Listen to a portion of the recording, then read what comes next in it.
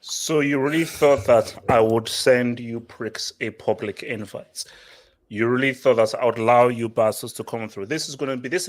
This is a very intimate, closed invitation and so forth. But as we all know, weekdays it's all about the visuals and so forth. The weekend is when things are closed, unless it's an emergency. And what I'll talk about Zagreb. I'll talk about Zagreb now. Hopefully, when we'll be getting Yas and Vase up in this piece, but it's your main man, Ricardo. And Ricardo, I'm going to need you here. I'm going to need the emotional support with you through what is going to be a very emotional roller coaster. But before we even go into this, man, Ricardo, it's good to see the UCL back, man. I mean, yeah. Tomorrow we'll be finally part of it again. It's been a while, man. It's been a while. Victoria Pilsen, man. I mean, seriously, like, I'm hopefully I can get a Victoria Pilsen jersey that I can wear to support them and so forth against Barca. Sure. Okay, no, here's the thing. Okay, I want to actually know whether this is true. Because now tell me honestly whether this is real or if this is fake. So Streets, I mean, need your help with this. Is this real or is this fake? Let me pull this up. Hold up. Let me get down. I actually saw this, but I don't think it was. It can't be real. I don't think it was real. No, because when I first saw it, it was from like a troll Barcelona account. There we go. So yeah. No, I mean because if that was real, I'm like, there are so many L's that these guys can take. That's like this is too much of an L. This is too much of a like I've Ricardo will get there. Okay, guys, let's see. I like to build up to this whole thing because we're going to talk about PSG. Then we'll deal with the pink porcupine in the room. Then Ricardo, I'm gonna have a hazard discussion, bro. I'm gonna Cardo, a G and an A. Basically, his name is Gabby. Eden God. Oh, wow. Eden goes that says God. Ricardo. And then we're gonna end with Haaland because Ricardo, this dude is like, yeah. I mean, this guy's he feels like ISIS, but this guy's different. But guys, let's start first with this right now. Okay, I'm gonna start asking a very rude question. And this question is to you and it's to the streets. So streets as well. Guys, remember, please like the video, subscribe if you're new. And if you want to send in a dub or a super chat, feel free to send them away. Please, those super chats help us to bring this channel to the best that it can possibly be. So this to the streets and this to you, Ricardo. Is Mbappe selfish? I'll always say this about Mbappe. I think his selfishness is a double-edged sword. I think he is who he is, and it's got him to where he is because of his selfishness, right? He has to live and die by that. Are there times where it gets highlighted more so than other times? Yes, and I think it's getting highlighted more now because I will agree that this season he has been a bit more selfish than usual. And I'm not just talking about because of the penalty. It's just more so his play. Like today, I mean, we'll get into the game anyways, but there was a situation where he could have just squared the ball. Team goes up 3-0, game's dead, but Juve score right after. And then now, unnecessarily, PSG make the game more competitive. And it doesn't just come to Mbappe, but In terms of just this question, yes, Mbappe, it's a double-edged sword. Yeah. That's just who he is. It's gonna get the best of him, but it's also the reason why he's going to be great. Oh no. Look, I mean, let's even look at the game. See, my thing is, I don't think he does that in a second round game or in the quarterfinal. I think first game, team is playing really well. He's like, let me just get a hat trick just to really remind guys that Yeah. I'm still that dude. You see, looking at the game, as I said in my post match, this team is not winning the UCL. Very good. The attack is amazing, and we know what it is. When that three connect, you can't stop them. Like there is, and this is what those bombers pricks at the bridge in West London don't really realize. When you have individuals who have that ability, it's different. You see, shout out to Queen Lazy and to these unseasoned guys who think dribbling is like an offense. Dribbling is an important out of. Sorry, I make no apologies. I like dribblers. I promote dribblers. So when you see what Neymar is doing, that's how you unlock a defense. Because when Neymar is playing at this level, he's the best in the world. For sure. He's the best in the world. Like Messi, we know what Messi has done everything, but this is Messi in his 20 years. But when Neymar is Neymar's football IQ is off the charts. Yeah. It's off the freaking charts. And For sure. my thingy with Neymar has always been, I know how good you are, which is why I'm so hard on you, because I know that when you're at your best, this is football. Like when Neymar's at his best, this is the football that I know that we understand and we need. With Neymar, I've always said it. I've always believed all players in form, Neymar is the second best player in the world because his game. I mean, in my opinion, his goal scoring has. No, but Ricardo, I'll say in 2022, Neymar is best. Is better than Messi is best in 2022. Now, 2019, 2018. This the past. Now we're talking every player in their best right now. Yeah, Neymar is a better player than Messi. That's not discussion. Mainly more to Messi's declining. Yeah, his age. And it is what it is. At this point, Neymar should be the best player in the world, and he's playing like that. That's the good thing. But yeah, I've always said it. As much as maybe Mbappe wants to sign the contract that he's the face of the team, or now that Messi's came in, now it's about a trio, or maybe Messi's going to be the one that leads them. In my opinion, this team only goes as far as Neymar goes. They're only going to win if Neymar is the best player on the field.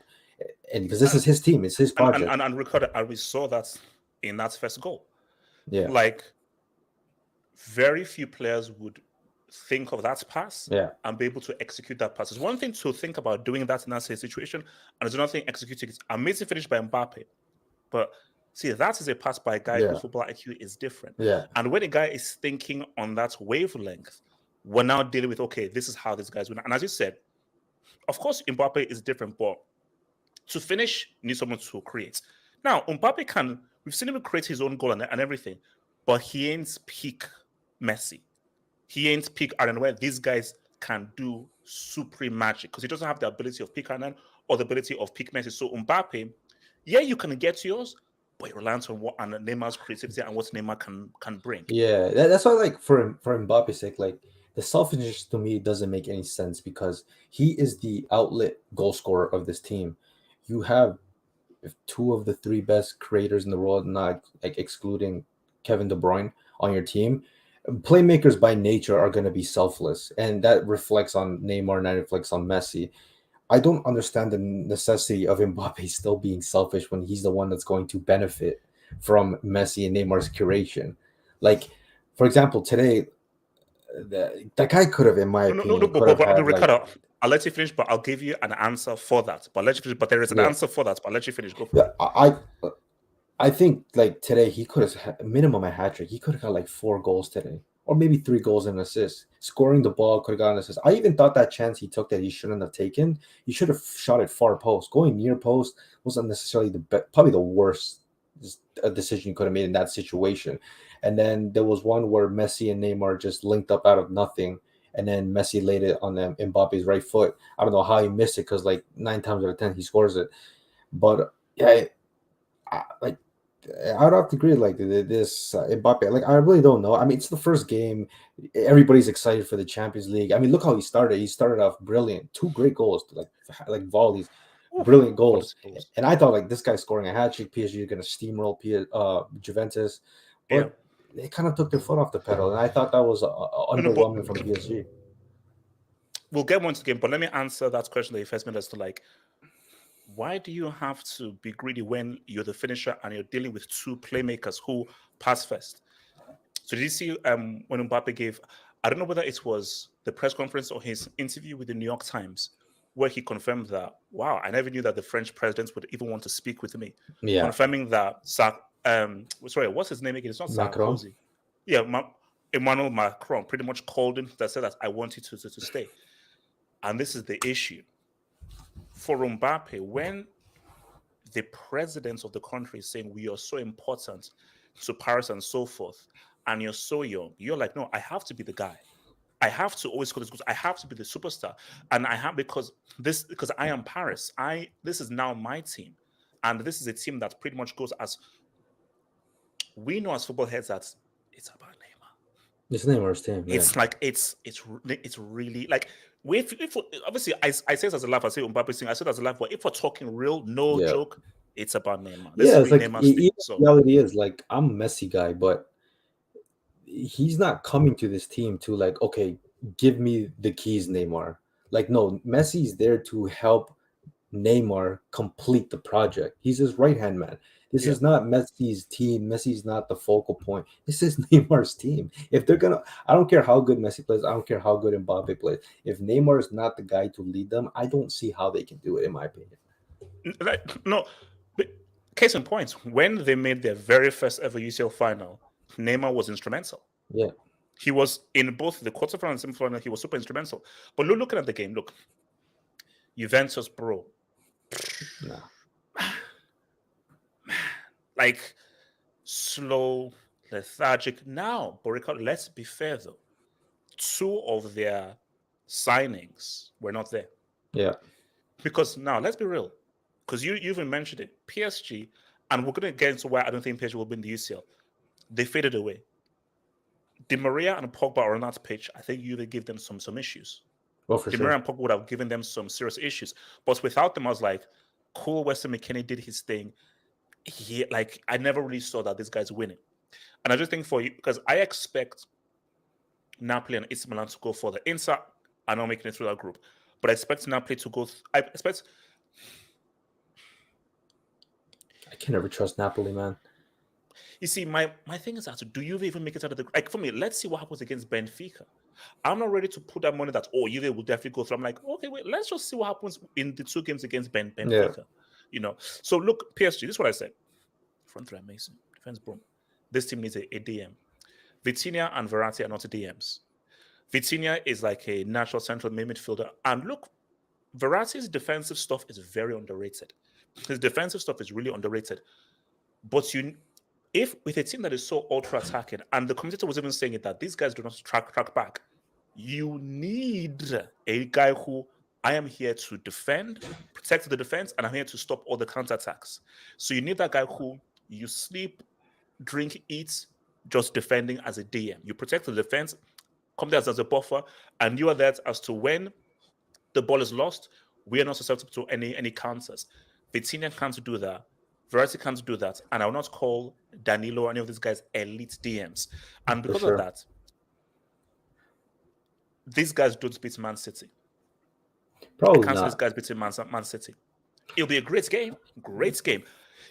You see, two legs, they don't beat them. One-off game, I don't know. You see, one-off game, anybody can win a one-off game. If PSG were to meet something in the final, I don't know. I really don't know. Two legs, I'm taking City. So without a DM, you can have all the attackers that you want. Football is far more complicated than all these three guys. MSN. Now, the difference with MSN was this. Those guys worked hard off the ball. Really hard. Yeah. This was a younger Messi, a younger Neymar, and obviously a peak Cannibal. And these guys, because they were younger, they worked really hard off the ball to win the ball. And that was a much more functioning team that works all the way around. Messi's older. Neymar is like, I'm here just to do my own thing. And Mbappe, I'm the superstar. So I don't think that kind of hard teamwork is there in this team as opposed to what you see in that MSN Barcelona, which is why I just say that. Look, here's the thing. If Gatsy can get this front three functioning consistently, you can't stop them. Because some of the stuff that these guys were doing are like, you can't stop this. The Yeah. football, you're dealing with three guys. Well, okay, you're dealing with two guys with crazy football IQ, and you're dealing with one of the most lethal attackers in the world. So once you have that combination, if these guys combine well, you can't stop them. But I ask you, how consistently can these guys click? Yeah, I do agree with that. I definitely do agree with that. I think there's an upside to PSG though, because we're only like what, like 6, 7 games into the season, and these guys look, not even just the front three, but the entire team as a whole just look better than they did all of last year, right? And remember, this is only 6, 7 games. How will they be 30 games into the season? Probably 40. Mm-hmm. Probably more rhythmic, more chemistry, more of everything, more of understanding, and perhaps all the drama that's going on right now won't exist like halfway into the season. Do I think PSG can win? On a footballing point of view, I wouldn't bet against it the same way I wouldn't bet against Man City. But then again, these two clubs, they're they're cursed. Like some Yeah. of the losses they've had, they're unexplainable. Um, and to be honest, it's not only just Man City. I see them as a weakness. I would argue Bayern Munich as well. Although defensively they look, a little weird. We don't know how good Barcelona really truly is until they face a top team. You always have to put Real Madrid in that conversation because they Mm. know how to play Champions League games. I don't put Liverpool, and so especially not this season in particular. They have started off really bad. I don't know how they're going to get any better. But outside of that, I, I think the No, difference between no, because my thing is that a well-drilled team where defensively you are solid and you force these three to now go ISO because they're frustrated that they can't break down the defense. Then they now go ISO and therefore are not just doing their own things because they get frustrated. yeah. And you now take your chances. A well-drilled team can beat this PSG team as Oh talented as they are. no, for sure. I mean, we've seen it with, for example, last year when they faced Man City, right? Mm. Man City dominated both games, home and away, when they were in the group stage, right? Yeah.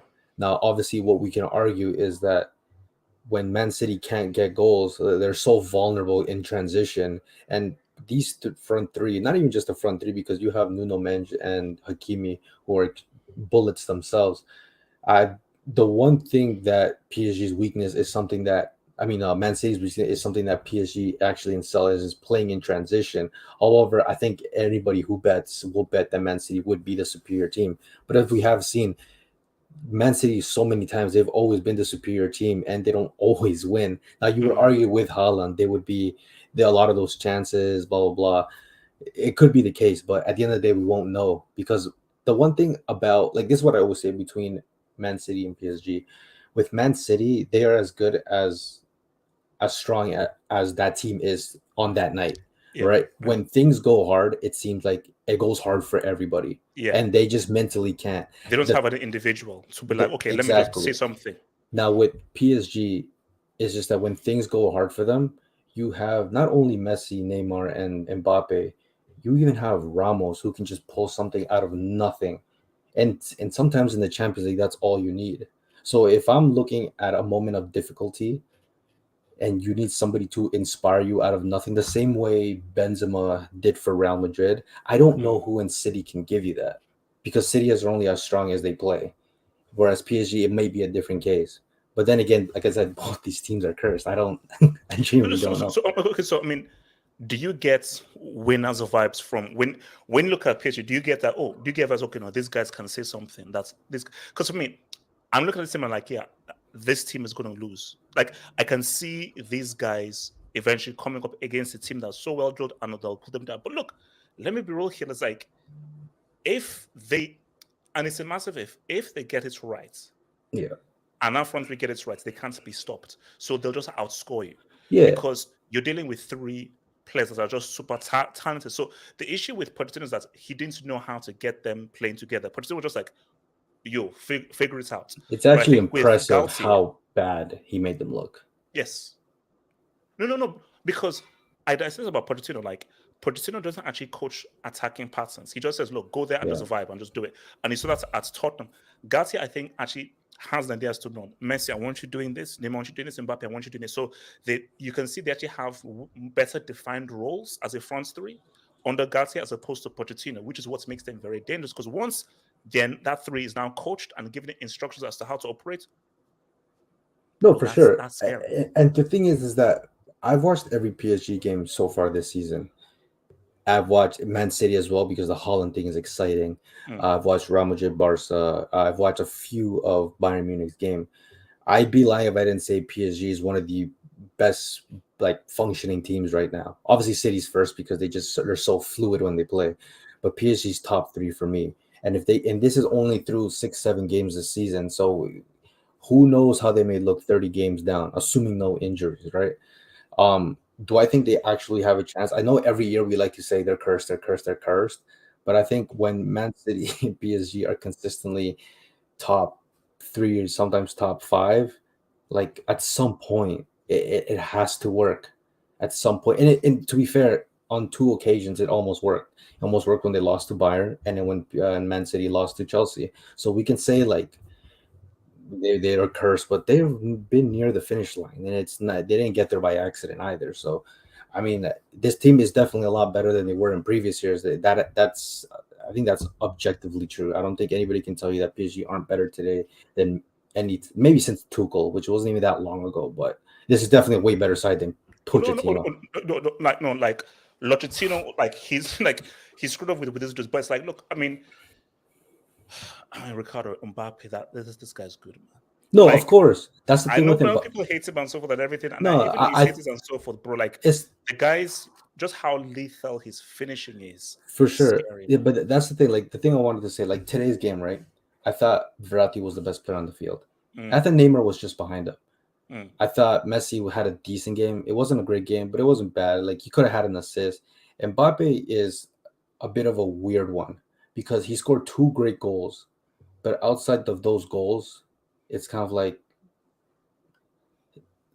but that's sometimes the duality of having a player like that he just gets you out of nothing that. But it's all about role, guys. Yeah. Which is that. See, last year, remember, Mbappe he scored in both legs against Real Madrid. But just that Neymar and Messi were just ineffective and they didn't know what their roles were. So if you have a situation where, okay, Mbappe, don't do much, but when it comes, you execute. But Neymar can also be at his best. Messi can also be at his best. So once 3 guys have their well-defined roles, Mbappe, you're the finisher. Yeah. Neymar and Messi, you are the playmaker, creators that just disrupt and make things happen. Then that is when you're now building a winning form. Yeah. I just thought PSG as a whole made that game a lot harder than it should have been. Because I feel once around the fifth, after the first half, really, they just took their foot off the pedal. And then that's when, to me, it looked like Juve just came onto the game. And then obviously the goal definitely helped. And that's what I mean, that they made the game a lot harder because this game should have been killed off. And now they have to play competitively till the whole 90 minutes rather than 60 minutes. Okay, so let me take some debates, man. So Shanti boy RJ, HH loan to Barca. We got Us and we got. We'll get there, Dora. We'll get there, man. We'll get there. Thunder, Tuchel contract extension when? If that guy thinks he's getting a contract extension and so forth, he has another thing coming, bro. Because I have a Zoom call with Todd after this very soon. JJ Bridge, HH, don't hold back tonight on Chelsea, please. Oh, bro, JJ, because JJ, I'm going to say something very scary that is very frightening, and we'll get it. There's something that is very scary. Adams, thank you for the dub, Adams, man. People call me crazy when I say Neymar is already in my top 5. Dino is forever my GOAT, good, but I think Neymar is the best pure dribbler I've ever seen. Adams, wait, hold up. As of this moment, Neymar is a top 2 player in the world, and he's not 2. Adams, go to YouTube, type in Ronaldo impossible technique. Watch both parts, then report back to me. Because this is all good and everything, but whenever anyone says, I always say the same thing. When anyone says, "Oh, X is the best dribbler I've ever seen," I'm like, okay, that's cool. I just say Ronaldo impossible technique, parts 1 and part 2, report back to me. Because there's never been a technically better dribbler than Ronaldo that I've ever seen. From what he was doing at speed. Stupid. Absolutely stupid. Dajo RF, man. H, today was the first day I watched a full Chelsea game this season. I want to thank Tuchel for making me feel better about my own team. Shout out to you, man. I know. Mbappe is flirting with Real Madrid again. How so? Oh, when he said, oh yeah, especially in his interview, he said that, well, in the future, you never know. You never know. Look, we even said it as bro. He could go to Real Madrid. He's going to Real Madrid. Yeah, like we both said that it's a possibility, man. Patrick, what up, baby? What up, Pat? What about? I'm good, man. How you doing? I just saw it's a 2-month stream. I was like, what the hell is going on? Oh no! I'm keeping it very close because I didn't want to make it public because things could get very weird. So I want to just keep this nice and condensed. And also midweek, I always want it to be all visual. So, it's all good. It's all good. JJ Bridge says, HH, will Tuchel be targeting Mislav Orsic in January since he scored against us tonight? I'm just asking, bro. Probably, bro. Silver Spring. Congrats to Hazard for scoring his first non-penalty CL goal in 5 years. Silver, see, we're not seeing this. No, what we're doing is it's a celebration. I'm not doing this crap. We're having a full-on celebration for my guys. That a goal and an assist. So no, see this crap is this not going to fly. This not going to fly. Alps, PSG, and City.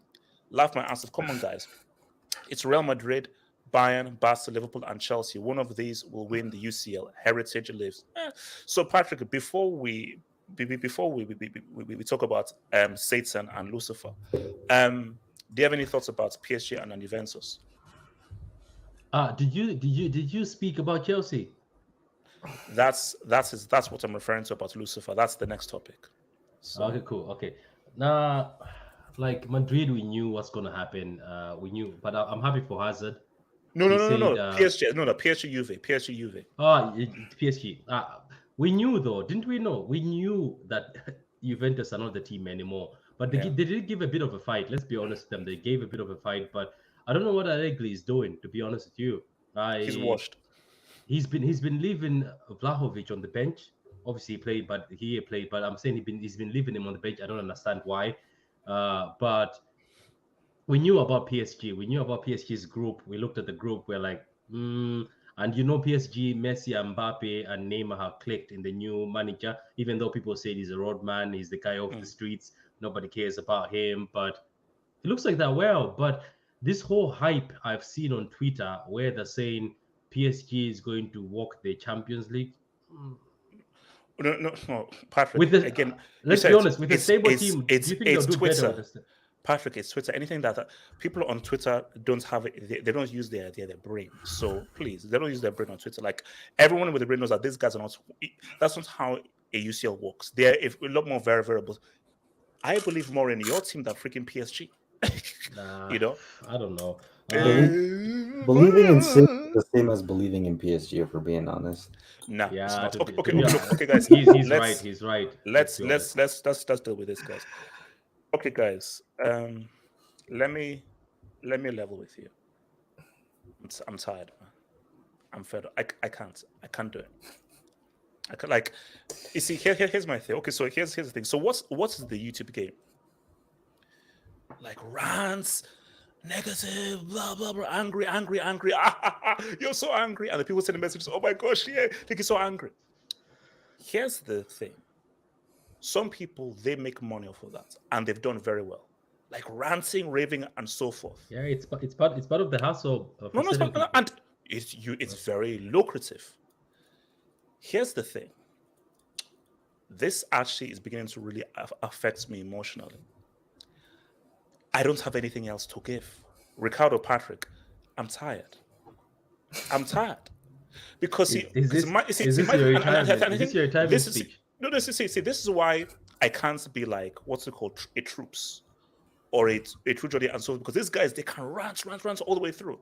I'm like, your man for Arsenal who complains no matter what. No. See, and I think the guys were like, they can do. And see, my thing about it is that I said, wait a minute.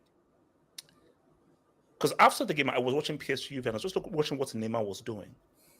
I was watching what Messi was doing and what Verratti was doing. I was like, I like good football. I like to be happy. Watching this team, I'm like, because this is my fear. The tribal fan who only watches Chelsea and Chelsea is their life. I'm like, That's a really tough life. So if you're a Chelsea fan, after you watch that piece of trash garbage, all you're not doing tonight is just complaining. You're not actually watching PSG, Juve. You're just on Twitter, on a WhatsApp group, just complaining. And I'm like, that's a tough place to be because, guys,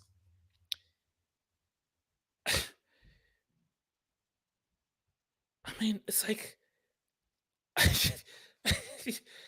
don't even know who to say now because it's like, this is like, it's so bad. It is so bad. And this is what I try to explain to people is that, okay, let's say Chelsea won that game. Yeah, we won. Yeah, Chelsea. Yeah, okay, yeah. It's not sustainable. How football works is to succeed, you need structure. Whether it's offensive or defensive, you need an identity. You can't be successful without an identity. You can't be.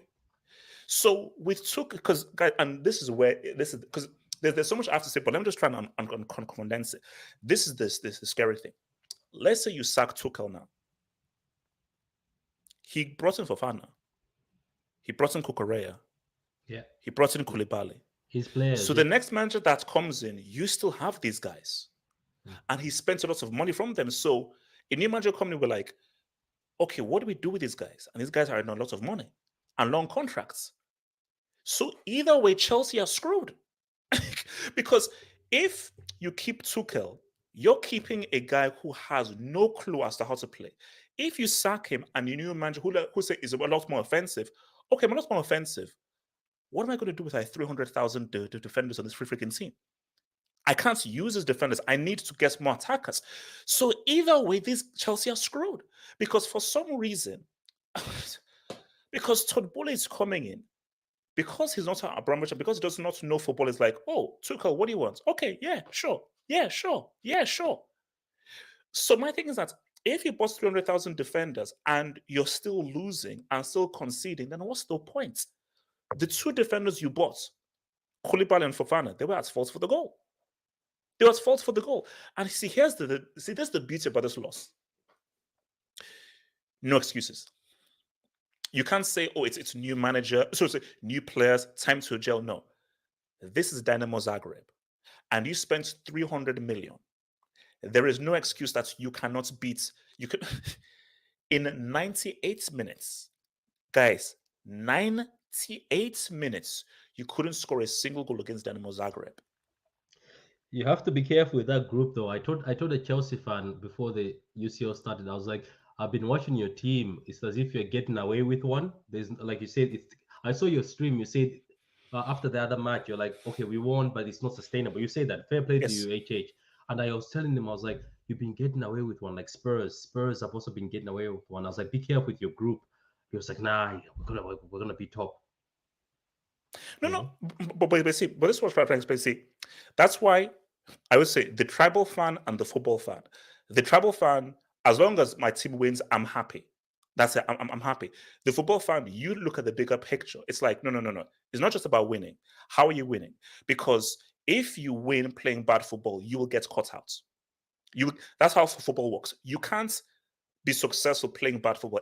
There has never been a team in history who has been successful playing a bad football. So either your football has to be effective and mean something.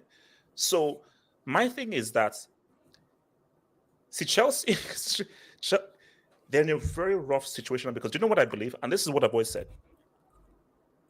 The Champions League win was the best and worst thing that happened to Chelsea. It was the best and worst thing. So, guys, of course, winning a trophy is great. Of course, it's great. You won a Champions League. Chelsea's second UCL. It was great. The worst thing was, this was Tuchel's first major trophy. And I won it playing a particular way. So in Tuchel's mind is like, no, this back three has to work. It was so effective. It led me to a Champions League win. It has to work. So for him, he is steadfast in saying that this has to work because this is what gave me a UCL. Whereas he has to realize that you have to think three-dimensionally as a manager. What worked before may not necessarily work now. That worked for those players at that time, in that moment in time. In this moment in time, as of right now, Mount isn't what it was back then. Havertz isn't what it was back then. They're different. What you need to do, you have to say, okay, what works for now? But this dude is so steadfast in his back three that it is pretty much disrupting how the team functions because there is no chemistry in this team. The team is unbalanced. So what is why I say that even if you bring in a new manager, I'm like the many much, but like I'm sorry, Mount, Havertz, Ziyech, these guys just can't play together because their football language is different. When you're making when you do like FIFA Ultimate Team, yeah, you always want those green bars. You do, guys. Don't go to the green. The bars on this team are bright red. The bars on this team are bright red because nobody understands what anybody is freaking doing. Because see, my thing is that when you're building a team, look at what Luis Campos has done for PSG. Every player they picked us is, does this player fit into what we're trying to build? Yeah, the system, yeah. What Tuchel is doing is, let's just be tough to break down, and then let's just try and pick apart our opponents 1-0 or 2-0. So what Tuchel's plan is, let's just pile in all the defenders. You can't break us down. We'll just find a goal through the Lord. That's not sustainable, my friend. You need to have a proper game plan. Ricardo, talk to me, man. I'm actually thankful I didn't watch this game today. Thank the Lord, bro. You saved yourself, man. I've always liked watching different styles of football. I always like watching different teams because more football to watch. But when there's a team like Chelsea, and this has been always my hard opinion on Chelsea, is that they're not entertaining to watch. And I just find it funny enough, whenever they have horrendous domestic seasons, it's the seasons they are very successful in Europe, which is really odd. But I think, I definitely do agree that the winning the Champions League was definitely probably the worst thing that could happen, because now you look at the signings they've made, these are probably, I like to assume they are Tuchel signings. And because they are Tuchel signings, it actually makes it harder to get rid of Tuchel, because if you get rid of Tuchel, now you're left a bunch of players with a lot of money spent for a manager that no longer sits in that position. So now your next manager, is he going to want these players? That might not even be an option. That he just has to make way with these players, because they're not going to make a loss on investment already just because it didn't work with another manager a few months ago. All right. Now, I will say that with the plethora of defensive players you guys have, the future does look bright, in my opinion, because these are quality defensive players. And as far as I've known Chelsea, every time they have been successful in whether the league or in Europe, they've always prided themselves on having a strong defense. Some of the best Chelsea teams have had some of the best defense, record book wise too. They have the best defensive team in Premier League history. So that to me, when I think of Chelsea, that's kind of, in a sense, the culture, the identity that Chelsea have when it comes to being successful. From the outsider, of course, for someone like yourself as the inside, it's a different view, but that's how I see them. Now, I think in terms of going forward, like I did see some of the highlights. And like I said to you in the back show, the only highlight that I can even remember on the top of my head was the implementation of the new VAR thing. Like that thing was actually really cool. It was cool. It was cool. Even the whole graphics, it looks great. Yeah, it was just cool. And then it went to the real life. Watch the Prem bring it in 2030. You should bring it tomorrow. But Chelsea, it's like losing a game against Dinamo Zagreb. These are the type of games that maybe a draw is only acceptable, because you're in a. I mean, given the form they are in the team they are in, like Milan. Let's be honest, Milan's a good team. There's no guarantee. No, Ricardo. Why this is dangerous is because let's be honest, Zagreb are the worst team. For sure. I mean, because Salzburg are better than Zagreb.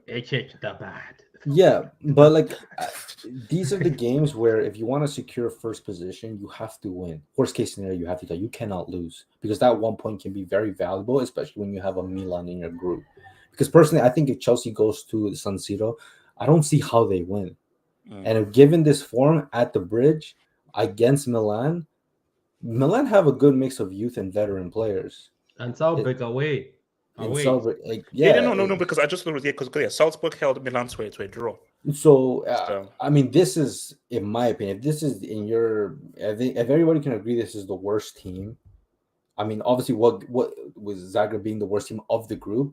Mm. The worst result is losing at home to these guys, but losing away is equally as bad, especially when the amount of money you guys spend. I guess like 300 no, million or something. no. I mean, like I said, like it's a draw would have been bad. A draw Yeah, is of a bad course. result. So a loss that is cataclysmic. And you see, and my thing is, look, see, Aubameyang. I was shocked when he put into to stats, and if Yeah. you watch the game, you could see that maybe he's physically fit, emotionally he was just not on it.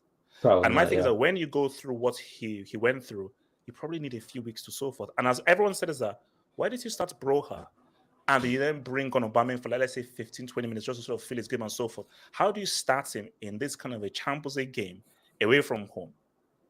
Yeah, It's a crazy game they to probably start it. thought this game wasn't going to be as competitive as it was, or it could have been an easy game, and they could have took the foot off the pedal maybe like 60, 70 minutes and then just ride it out. But clearly, Zagreb had other plans, and sometimes that's the name of the game. Look, Patrick, what are you saying, man? I still have a few things to say, but Patrick, what are you saying about this? No, it's just clowns, man? it's just as I said, as I was having it was actually this morning. I think I was on the stream this morning, and it was before work. So I jumped on one of the streams. One of my friends, you should meet them. That talk football. They're very good lads. I was talking to one of my friend Anton, and I was like, Anthony, your team is not that great. I was like, I don't want to be a hater. It's just I don't understand what you're doing. I was like, what sort of system do you have? He's like, man, it doesn't matter as long as we're winning. Then I remember what you said in your after preview. As I said, you say this is not sustainable. I was like, but you're not gonna last with that. I was like, all it would take is some shit ass team that's stable, which is Zagreb, because they are played together for so long. That play, like if you look at that team, nobody buys them from them, so they are so stable and are together, so they will hold you. Like they scored in the 13th minute, right? And you guys couldn't hit back all those minutes. Like Tuchel failed to find a way to score against them. It's like but like this is the issue, and I will use your team as an example. When at any given situation, if you have a system to go through, that gives you a little bit of confidence that even if we're 1-0 down, we have trained so hard in moving the ball around and knowing everybody's off the ball movement. We know that we have believed that the goal is going to come because we train so much in being able to understand our attacking patterns. When you look at Chelsea, because you don't have any attacking patterns that you really believe in, and you can tell that these guys feel like strangers to one another, and they don't feel like if they have a true chemistry, a true understanding. Therefore, there's hardly any confidence that you can get a goal or come back. We look at, and you can always tell with these things that when the ball is moved quickly, first touch, that's when a team is in sync. But when you're not taking 1, 2, 3, 4 touches and so forth, and the worst thing is when you now have to see, you're playing Dinamo Zagreb. You say that you can't play through them, through quick passes. So you now have to give the ball to Reece James and just keep cross through. See, once you now feel like if you now have to go wide to Reece James and just because you're playing a numbers game, Reece James, put it in, just hope that it's a lucky bounce. Whereas if you're a confidence team, play through them. Use your quick passes, quick 1-2 passes, intricate passes, movements with the ball, and try and play through to now create. So where does this go chance. back though, HH? Where does this go back? Everybody, even every football fan who's not even a coach, or none of us are managers and none of us are specialists, we've been saying you guys need creative midfielders. How long have we been saying it for? Chelsea need creative midfielders. And I know you got the Zach. I know you got the Zach, but the Zach is not creative. No, forget the Zach. No, Patrick, look. When Dybala was available, I was like, go for Dybala. Oh, he's washed. Oh, he's finished. Look at how good Dybala looks for Roma and so forth. 1,000% Dybala would be huge in this team. People are saying he's going to. I want to ask this to you and the streets. No, I want to ask you to the streets. Please, can you still tell me what is Mason Mount's best role? What is he? What is Mason Mount? What is he? Because I was attacked and I was called anti royal family for this. I said, bro, what is English talent FC? If you're out there, bro, what is this clown's best role? Because my thing is that he works hard. because here's the thing though. So we said, okay, he's played out of position. You can't be an attacker. So we now put you in midfield. Go onto Twitter. They said this guy, lack of discipline, doesn't understand his role, and coach pretty much now has to cover for him. Mate, you're a bloody double pivot. It means that you have to work in tandem with Kovacic. But this guy, because he has such a lack of a football brain, he's just running up and down everywhere. So therefore, the Chelsea has no midfield and is freaking unbalanced. And this clown of a manager, you take off Kovacic and you bring on Jorginho to do what? Who's your best player? Who's your best midfielder right now? Of course, he's the best freaking player. What he knows how to. He's the only guy who can actually move forward with the ball. So my thing is that here's the thing, though: is how bad does this need to get before Todd Boehly says, "Oh, do I need to sack him?" Because I don't think it's even in Todd Boehly's mind that he needs to be sacked. Because Todd is like, "No, this is my first year." It's gonna give him more time. It's gonna give him more time because they've met each other. So. Because do you know what was trending? Abramovich. That was trending. Where is this man? I want to hear from this man. Where is he? Patrick, I want Bram back. Patrick, I want Bram back. Bram, just apologize. Just say, look, all what's under the bridge. I don't just say you don't know Putin. Like, no, you know Putin. Putin and Putin. Maybe it's the I and the A. Maybe those you know someone else. Because if Abramovich was still in charge, bro, this guy's he's either sacked or next game you're sacked. With Todd Boehly, he's going to be like, wait, do I sack the dude or do I not? And everything, blah, blah. What the hell? Like, how bad does it need to freaking get before Todd Boehly decides that? No. I think he won't, because this is his football guy. I think out of everything, this is the guy he's going to ask and saying, what should we buy? How should we move? Because you don't have a director of football. I think if he got a director of football, Tuchel would have been gone because Boehly would be like, there's somebody who can advise me a bit. But right now, his man is Tuchel, he asked him for everything because you can see that those signings are coming from him. He's asking for them. But look, I don't know. I just feel like in the meantime, things are not working out. Unfortunately, it looks like Kante, even though some Chelsea fans, I see them on Twitter saying, oh, he's old, he has to go. Guys, you're nothing. Patrick, those guys make me sick. Like, I wish I could just slap those guys in the face. I wish I could just give those guys a hot slap. Kante is this team. Kante is this team because without him, you're not winning the second UCL. Without him, bro. Kante is the best player in the team is Kovacic. He's the most gifted footballer. The most important player is Kante. He's the most important player to this team because Chelsea cannot function without Kante. And you've now seen that whether it's Jorginho, Kovacic can't do it by himself. Conor Gallagher is garbage. Mount is useless. Without Kante in that midfield, this team has no real proper structure. But even beyond Kante, Patrick, this is why I'm jealous of Ray Ricardo's team. This is why I'm jealous of your team. Because I'm like Barcelona, we were clowning them, but they've got ballers. Let's be honest. Of course they've got ballers, bro.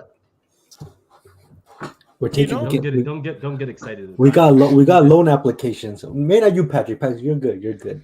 But HH, it's there, man. We might want you along. We might want you. No. Okay. So look, I mean, Ricardo. So do you see? Okay. See, I'm gonna. What should happen? What should Chelsea do? Because my thing is that this is literally a case of caught between a rock and a hard place. I feel Tuchel, this guy has lost his way. He doesn't have a clue what the hell he's doing. But you've now built and bought a freaking mess. So either you keep this and continue with this mess, or some manager has to come in and deal with this mess, this very expensive mess. I think so Chelsea has screwed it that way. Yeah, the whole season. He stayed the whole season. He could stay. I think he'll probably get the season, in my opinion, because I think Chelsea's gonna have a rough season, but I don't think it's gonna be to the point where he needs to get sacked midway. Because I'm looking at Todd Boehly, and I don't think he's grasping what he's got himself into, right? There's buying players here and there. We have to reinforce this position and that position, but when you need to make risky decisions, I don't think he's well versed. Like, he may be in other sports, yes, but football is a different sport. It's a very different beast. It's because you can sack Tuchel, and the next guy you bring can be the same thing. Yeah. So, and Chelsea right now, they're sitting 6th in the Premier League. Which is that's what I'm saying. That's not a sackable position. No. No. It's not exactly because realistically, Brighton is fourth. Do you think Brighton's going to keep up? I highly doubt A it. The few top points six, behind them too. yeah, their top six is going to be the top six. I expect, it Liverpool. I mean, I think they'll eventually at some point pick it up a bit, but Chelsea should be in and around those European spots. And I think if they are nowhere near those European spots, that's when that conversation will be had. Probably a little late, but I think there's a good chance, in my opinion, the way I'm seeing the other teams, that Chelsea may not even get Champions League football next year because their Todd Boehly doesn't even understand the type of decision and the severity of that decision he has to make to get Champions League because that affects their next transfer window and But I'm pretty perhaps sure the he's manager told they as a get. businessman, though, Ricardo. I'm pretty sure he's told as a businessman that you need to get that Champions Yeah, League but does money. he You need to get that understand? score. Does he understand the I severity get of what you it? mean, but as in football, yeah, I get what you Yeah, mean. But maybe he doesn't. perhaps someone like him, he needs to actually go through it to see how it affects the club from top to bottom. No. Okay, no. Okay, guys. I hate you guys. Both of you. I hate your guts. Did you know why? You guys, you don't know how lucky you are. Do you know what it Are means we where though? if No no no no UCL, no no no are no let me we? land, No let me rant, UCL. let me land. Well, Do to you know be what fair, it means where Patrick is no lucky. let me rant. Do you know what it means where every week when you watch your team, they play good football. Hey, okay, hold on. I pause. No, Wait. no. Don't you Stop. dare. Don't you dare. Don't no. Stop. Don't you dare. Stop. Even if you mention Ronald Koeman and so forth, don't you dare. Barcelona at their worst isn't the crap that I'm dealing with right now with this Yeah, this you don't bullshit. sleep halfway. He's right though. We No, sleep. stop. Chelsea were sleeping. Last Ricardo, year, wait. Ricardo, don't, Ricardo, Okay, you know what I'll I'm say. gonna be You very, know I'll say this. I'm gonna start shouting, Ricardo. Okay, Okay. hold on. I will admit, as a Barca fan, I am spoiled. I'm spoiled, right? Because usually when clubs go through a level of transition or like the dark ages in their club, it can be very long. The dark ages, this transition period, is really only 1 year, and that 1 year was because Messi left. And even though I was enduring Coleman ball, at least I had Messi, right? But when you remove Messi and you keep Coleman, those 4 or 5 months where it was just Europa League, 10th place in the league, that It was felt like peak. felt like an eternity, man. It felt like an absolute eternity. Because you're spoiled. Yeah, no, Because for you're sure. spoiled. But I remember for those 4 or 5 months, I would look at I wasn't even excited. I would look at the team sheet. Luke De Jong starting. No.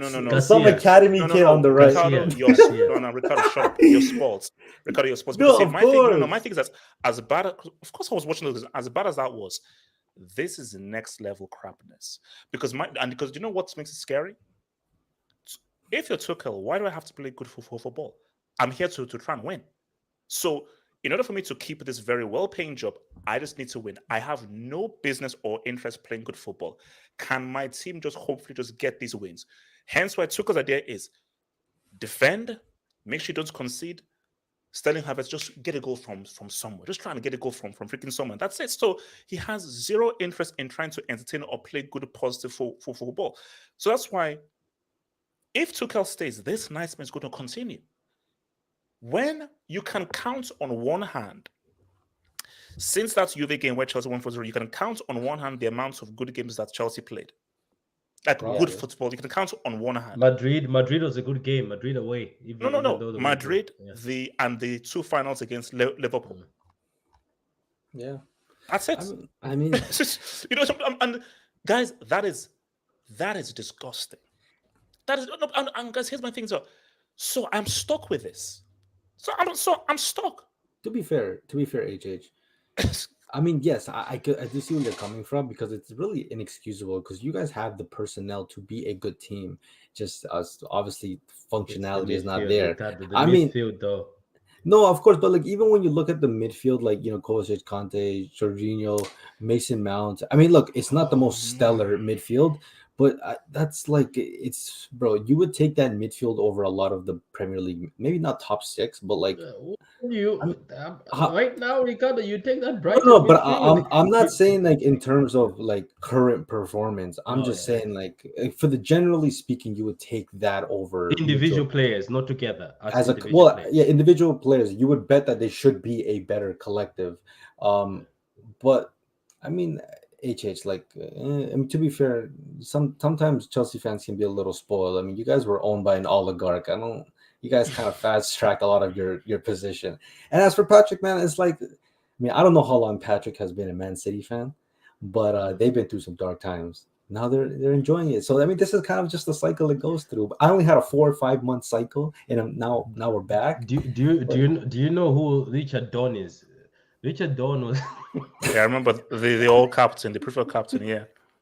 this guy came to football to get red cards and yellow cards. The guy did not care about football. He Wait, came to hold up. fight. Come on, bro. Nobody beats the human yellow card.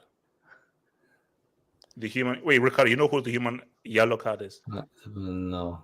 When I think of a human yellow card is Ramos, but red, that's more of a red Mangala. merchant. Mangala. Oh, Mangala. yeah. Yo, I totally forgot the guy existed. Mangala wasn't bad. Oh, yeah. Yusuf, Yusuf. I was in England in 2002. Believe it or not, even though my accent is not like English, I was in England 2002. My mom is an Arsenal fan. She tried to get me to Arsenal, but I didn't want Arsenal. Believe it or not, my whole family is United, and that's where all this is from. I hate United because every time of my life, like I work in a cinema, right? So I loved movie. I love movies ever since I was young. So there used to be a movie, on DSTV in Yeah. Africa. And instead of us watching that bloody movie, we watched United, and we were forced to sit there and watch United, and they would scream, and everybody was red. So I hated United with a passion. So that's how it is. But when I went to England in guys, I mean, 2022, like, I didn't really care about football. I'm gonna be honest with you. I didn't care about football. It's my auntie who was like, who took me to Old Trafford. She's like, "Go and watch football with me." Then I was like, "Nah, I hate United. I can't." They forced me. The whole family is United and Arsenal, and they tried to force me. I was like, "No, so you're almost a United Arsenal fan. No, but because agenda. This is mine is an agenda from. It was an agenda from back but just to then. end this, I mean, look, my thing here is, Chelsea are in a very bad place, man. But here's the thing, though, and what I say might sound controversial, slightly. You know the thing of like sometimes you need things to get bad before they can get better. If Chelsea won this game, that'd be bad. By Chelsea losing this game, that was the best thing, because by them losing, you have to address things now. You now have to ask real questions. If they'd won this game, you wouldn't ask again. If Chelsea had lost against West Ham, you'd have to ask questions. But because they won, a certain fan base said, "Who cares? We won. As long as we won, it's good." But when you play badly and you win, stupid people can be like, "Well, as long as we won." But when you play badly and you lose, everybody is on the same page. I was like, okay, no, there's a real problem here. And there's a real problem because I'm like, it's Tuchel, because this whole thing of, no, back the manager. Wait. No, back the right manager. You see, there's a certain word that's missing. It's not back the manager, it's back the right manager. Is Tuchel the right manager? I have no freaking idea. It's like, I have no freaking idea whether this guy is the right manager. Who's going to ask, though, HH? Ibrahimovic is gone. Who's asking that? What are we going to do next? Like, don't you think, what's his name? Paul is just going to say, you know what? This is the first time I've given him his players. He's building a team, and people around him will be saying, "Don't worry, you're giving him a team. Give him time." This Patrick, that is why I am Patrick. The moment that Bram stepped in, as like, bro, Chelsea are now going into a tough era. And let me be real with you. Some of you kids don't know who Ken Bates is. Ken Bates was the Chelsea owner before Abramovich came through. So I remember the days of losing to Bradford City 2-0 away and all those days. But that team was amazing. That team was very good. Zola, Desailly, Vialli, Hulit, Petrescu. It's still the best Chelsea team. But Patrick, you're right. If you're Todd Boehly, this is new to you, different sports, different environments. So if Chelsea your first manager, he's like, bro, If Chelsea come 10th, I'm like, okay, they came 10th. Like, this is my first year. Don't worry, we'll build. And especially if that numbskull, if that bomb Tuchel says, hey, Todd, man, just give me time. It's a process. I'll build. Okay, sure, I'll build. Then Tuchel can remain doing this crap every single week. So this is a horrible scenario because Tuchel, you have no pressure. So it's like, look, I have players. I need time. I need like a year or 2 years or so forth. So Tuchel can just go through this crap and this nonsense, doing this thing. Say, but unlike Arteta was at least building something. He was actually building an identity. Tuchel, I don't know what the F this dude is freaking building, bro. I have no freaking idea what this numbskull is I building. thought he said it. Don't you forget he said it. He said we're gonna build a team that is very difficult to play against. Guys, man, I mean, It's that UCL. I'm telling you, like I've told people, it's that UCL because right now when he sees, he has so much credit in the bank because even Todd is coming in and saying this man won a UCL within few months, and people forget that that UCL was a honeymoon period. That's when players were excited to see a new manager. But now, when and do you know what's worse, HH? And I'm gonna just be honest. Even Ricardo, I think you can agree with me on this. Everybody says Tuchel is a cup manager because they always tell me on every stream I go, Patrick, if you get Tuchel, he will win you guys a UCL, your first UCL, because he's a cup manager. Now, if you start failing in cups, what does he have? oh Let's say he no. starts failing in cups. Patrick. This is what I've always said. Tuchel can't win the league. He can't. He can't do what Pep and Klopp. He just can't. So his only saving grace is like I've always said that Tuchel is good at cups. Patrick, if this dude fails at cups, you are useless. Because I know that I can't get a league from you. That is a done deal. Like a league cannot be won from you because you're incapable. But some other things that I believe you can build a tactic to say what's a bit of cup. But if you can't even do that, so the only thing holding him is let's see how this group ends. But let me read it up because now this is where things get scary. Let me ask a question to you guys. In a horror scenario, which would lead to a 24/7 emergency hangouts, if Chelsea were to finish third or fourth, does Todd Boehly's sack him? I don't think you are going to finish third or fourth. I think you're gonna wake up. No. If just for the fun of it, if Chelsea would finish third, Ricardo, go ahead. If they finish third, I don't think so. Because I think, like I said, I think it's more dependent on their position in the Premier League. And if they go third and then they go to the Europa League, I think they have to actually try to win the Europa League. Because this is now you have two methods of getting into Champions League.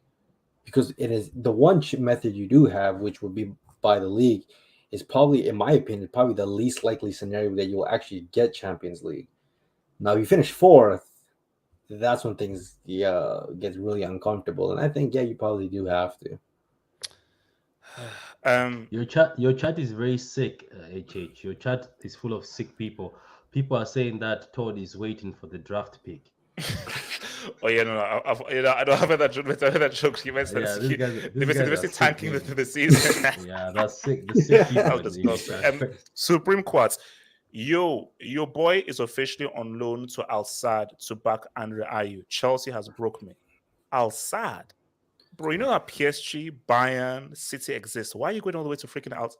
Maybe it's a Ghanaian thing to watch a boy, but shout out to Al Sadd, man. Abris fair. RG has a higher chance of getting stabbed in London than winning a Premier League with Jesus Christ. Juve need Chiesa and Pogba, then maybe they can do something. Okay, all right. Let's Chiesa was injured, wasn't he? Yeah, he was injured. He had like a long-term injury. Yeah, I sort of forgot that. Yeah, so basically Juve.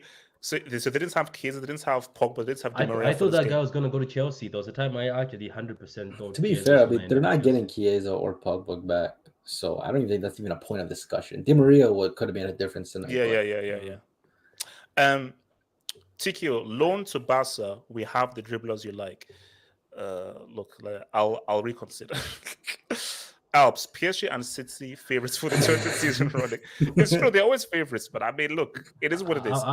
I'm starting to Patrick, get relax. pissed Patrick off will with get that. there because we Nah, I'm need the starting to get Haaland pissed off with discussion. that. The media is overdoing that, saying we're favorites. No, your favorites. Nah, favorites. you have to be favorites, Supreme man. Court, Chelsea needs to be cooked tonight. Summon the whole panel. Watching Chelsea while having tonsillitis. Oh God, we're a deadly combo. I don't let that slide. No, so see, my thing is, guys, I can't do this anymore. I can't. Like this is basement level football. I can't. Like that's that's so funny. So if you're a tribal fan, you have to watch this. So for a tribal fan, you in your mind, you're just like, as long as we win, that's all good. So you for this, as long as Chelsea win, you're all good. So, bro, I mean, because guys, at the end of the day, football is supposed to be entertaining. At the end of the day, this is a game. This isn't politics. This isn't school. This is a pastime. This is something that we do to try to enjoy ourselves. So if we're not enjoying ourselves, then what's the freaking point? So that's TV. How bad was Werner really? Let's talk about it. Relax. No, we're not. No. Let's not. Dajo, Ages, you cannot claim to be a football fan and then proceed to want RJ to stay at a terrorist organization. You're a tribal fan, don't want RJ to shine. Isn't he getting a contract extension? Why are these? He Why are did. Madrid fans always twerking for him? Don't you have you guys have got the best team in the world? Don't you say that? So why do you twerk for? Because Carvajal is he's not going to be around. So can I say something? No, but can I say something though? Go for it, Patrick. Go for it. How come Ricardo and HH? How come nobody twerks for Trent if he's that good? How come it's always Rich James? City fans, Rich James. Madrid fans, Rich James. Barca fans, Rich James. Because Rich James Juve is fans, that Rich James. dude. How come nobody twerks for Trent? To be fair, actually, there's been some conversation amongst the Barcelona fans about Trent because he looked up to Dani Alves. So, I mean, what I'll say though. I mean, we haven't had a proper right back since Dani Alves. Hector is good. We'll see. I'll say though is that Rich James, bro, the way he deserves better. I heard he might be the highest paid defender in Chelsea. What's it? I heard he's going to be the highest paid defender in Chelsea. He's worth it. They have to be careful because people of course he's worth it, man. But bro, if you're playing in this garbage ball, I mean, what else is supposed to say, man? Lazy hippo. Everyone clowned PSG when Tuchel won the UCL. Now you know why he was sacked. It was just passed to Mbappe, Neymar, and Inshallah. Guys, you know what? I have to accept, man. Was that UCL a fluke? No, they played good football. They did play good football when they got to the final. Yeah, you can't say. I know, but how did we end up here though?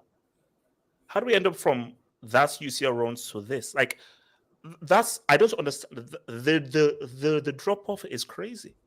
Can we? I know people think it's hating, but my man, you should see my after game review. I cursed Pep. I watched it again the other day. I think I used words that I've never used before.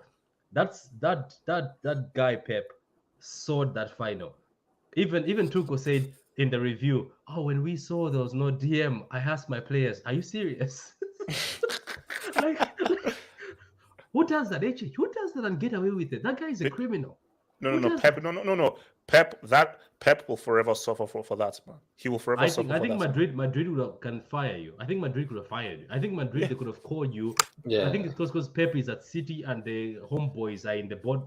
Yeah. They're the board members. I think another team they ask you nicely on the phone. They're like, "Hello, can we ask you again? Why do you have no defensive midfielder? Like, what did he want to play? Did he want to play complete football? What was he after?" Sorry, Michael Ramsey. Liverpool won't pick it up. English tax Elliott. So in relation to the UCL. No, look, Liverpool. I mean, like, I wanted to see what Liverpool look like against Napoli because I wanted to see what Liverpool look like in the UCL. Maybe they'll be different to the UCL, but let's see whether it's a difference from in the UCL. DNAP. Thank you for the dub, man. Man City equals well organized, super strong. PSG equals drama, emotional. Probably won't win the UCL. But amazing magic when Neymar and Mbappe click with Messi as a super joker. No, look, see, as I said previously, if those three click, you can't stop them. Too good. No defense in the world can stop them if they click. But that's a massive if those guys click. For me, I think the best final is PSG Man City. This is the year in which I think a PSG City final would be an amazing final, based on just how good they are and their different styles. QCA, everyone is saying Haaland, Mbappe era now. No, it's not. They are comparing with CR7 and Messi. They're morons. Mbappe equals young CR7, no. And Haaland equals older CR7, no. But who is the next Messi, next Brazilian superstar? Guys, you see, CR7 and Messi, that was one thing of its era, and that was it. Mbappe and Haaland are not the new. Haaland is a goal scorer. Mbappe is a player. But if he continues, but to be fair, what he is saying is a little bit level of truth. Like this, Mbappe kind of does resemble a younger CR7, not to the same level. Well, bro, let's be honest. Not to the same scale. Yeah. But like Haaland, like let's be honest, bro. Like we can't call Ronaldo a tapping merchant anymore. Like the way Haaland is taking this to the next level, like it's actually incredible. I was at work. And I was like, somebody came to me and he was saying, "It's Haaland again." I was like, "Shut up, man! Stop capping. Like you don't do this. It's never. No, that can't happen." The guy was like, "No, man." And then he came back again, Haaland. I was like, "Nah, this dude is just inevitable now." So don't forget, apparently, in his first season at Salzburg, he was actually competing with the ballers in the Champions League. Wait. Save that, because we have a Haaland topic, so save that. Yeah. Isco, please, if you can get me on, I have something to say. No. I mean, look, we'll do it more on the weekend because this is just for it selects few, bro. This is for selects few, bro. All is said. LL, how dare you show your face after jinxing Benzema and now he won't play the World Cup? You need to be locked up for that. I'm going to respond to this crap. I'm going to respond to this crap. Thunder, Real Madrid repeats, hell no. God forbid. But we're going to talk about I wouldn't doubt them though. Hey, Patrick, let's relax. They've had enough. They've had enough UCLs. They'll be in the mix. Alps, City fans, why are you all salty about Chelsea and Tuchel winning the UCL? Blame your manager who's lost his UCL touch from because being it hurts. near It hurts. too much. Don't you get it? No. We got there. It hurts. It hurts. Real Madrid 14 UCLs. Todd B, at least we get a better draft pick. Oh Lord. Blame Pep, that's fraud for losing the UCL final. Oh no, it was his fault, man. It was his fault. Oh, so no, see, here's my thing. I'll be interested to see what happens against Fulham this weekend because, guys, I mean, you see, all I'm thinking is that what is going through Todd Boehly's head? Because in my view, Tuchel does not have a clue what the hell he's freaking doing. Are you home or away? They're away. Oh, you're away. Away. I actually need a stadium. The Fulham stadium these days. My FPL needs Mitrovic to show up big, man. HH, that Fulham stadium these days. Look, wow. I told you that's because Fulham are good. Fulham are a good team, so that's going to be a very interesting game, bro. Okay, guys, let's start with something nice. Let's go with something nice, guys.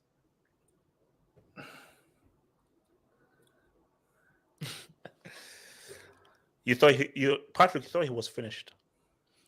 Ricardo, what did he send me in the DM? He said that fat, overweight piece of crap needs to retire. Isn't that where I never said that.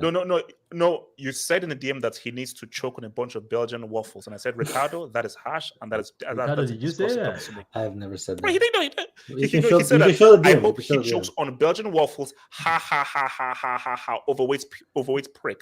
I probably call him fat, but I mean, who hasn't?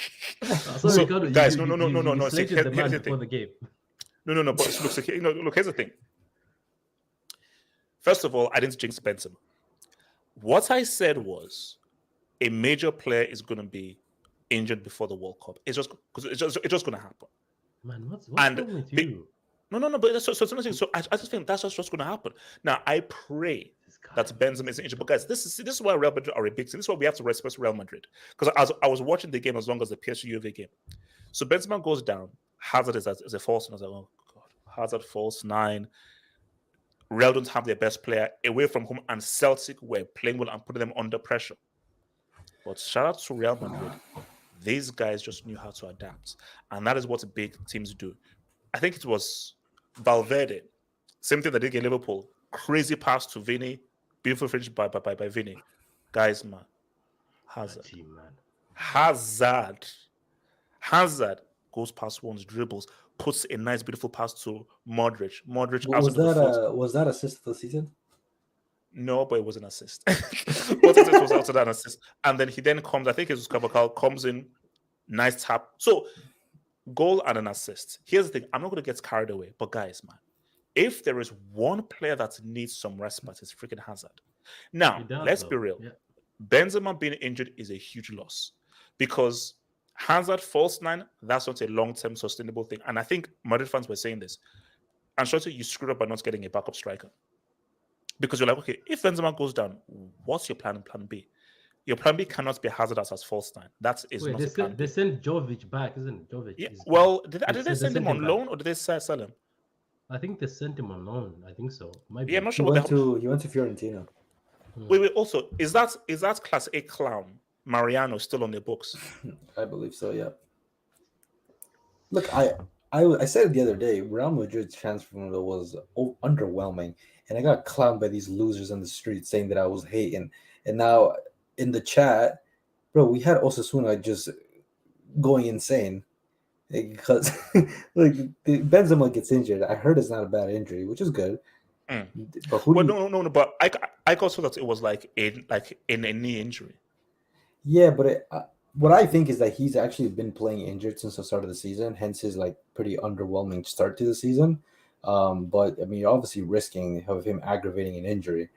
So I mean, they don't have a right winger because we gotta bring Asensio. Like, come on, you got pretty much playing a midfielder on the right wing, which is Valverde. And he just so happened that Valverde is actually good on the right wing as and well. they always throw Rodrigo that side. Yeah, but Rodrigo mostly plays off the bench. But I think Rodrigo, in my opinion at least, should pretty much be, or could be, Benzema's backup because he does have. Stop it, Ricardo, stop it. No, but I'm not saying he can't. I'm not saying he's gonna do that at a professional level. They still need a backup striker. But I'm saying, are you gonna? No, but he's not a striker. He's a wide man. No, for sure. But I'm just saying in terms of the kid actually has end product. So I mean, if push comes to shove, are you gonna keep bringing in Hazard to play as your center forward? You see, I mean, that's why I was so happy. I told people, and they didn't believe me. The time when Madrid were trying to hijack Jesus from Arsenal, and Jesus never went to Madrid to be because Ancelotti wanted him. They wanted him because he also said in his interview that Madrid wanted me, but I chose Arsenal because of Edu and the relationships here. I was so happy because I knew that regardless how Jesus is, you throw him in that Madrid team where they never say die. You put him in there. Oh no. But the guys, think about it. If you're Jesus, what makes better sense for you, Arsenal or Real Madrid? Arsenal, because I think guaranteed he thought that there's Benzema and Benzema is better than me. And if he goes to Real Madrid, you are an understudy to him, or you play out wide. So if Benzema plays, you will be put out wide. But for Arsenal, you are guaranteed. But right now striker. he could have been thrown in, isn't it? Because you never know that injury is high. But right now he could have been thrown in. Hindsight is 2020. At the time, you can't just say, if he gets injured, you know that for sure you are starting for Arsenal. Yeah, you're only starting if Benzema gets injured. So Arsenal, especially in a World Cup year, made better sense At for age of 25, age of 25 too. Yeah, 25. See, for me, look, Hazard, I think has the issue is Real play 4-3-3. They don't play like a 4-2-3-1, and because of that, I don't know where Hazard can best fit into this team. Hazard's role is obviously wide left. He can't displace Vinny. Vinny is way too good. So the next best thing for Hazard is a number 10.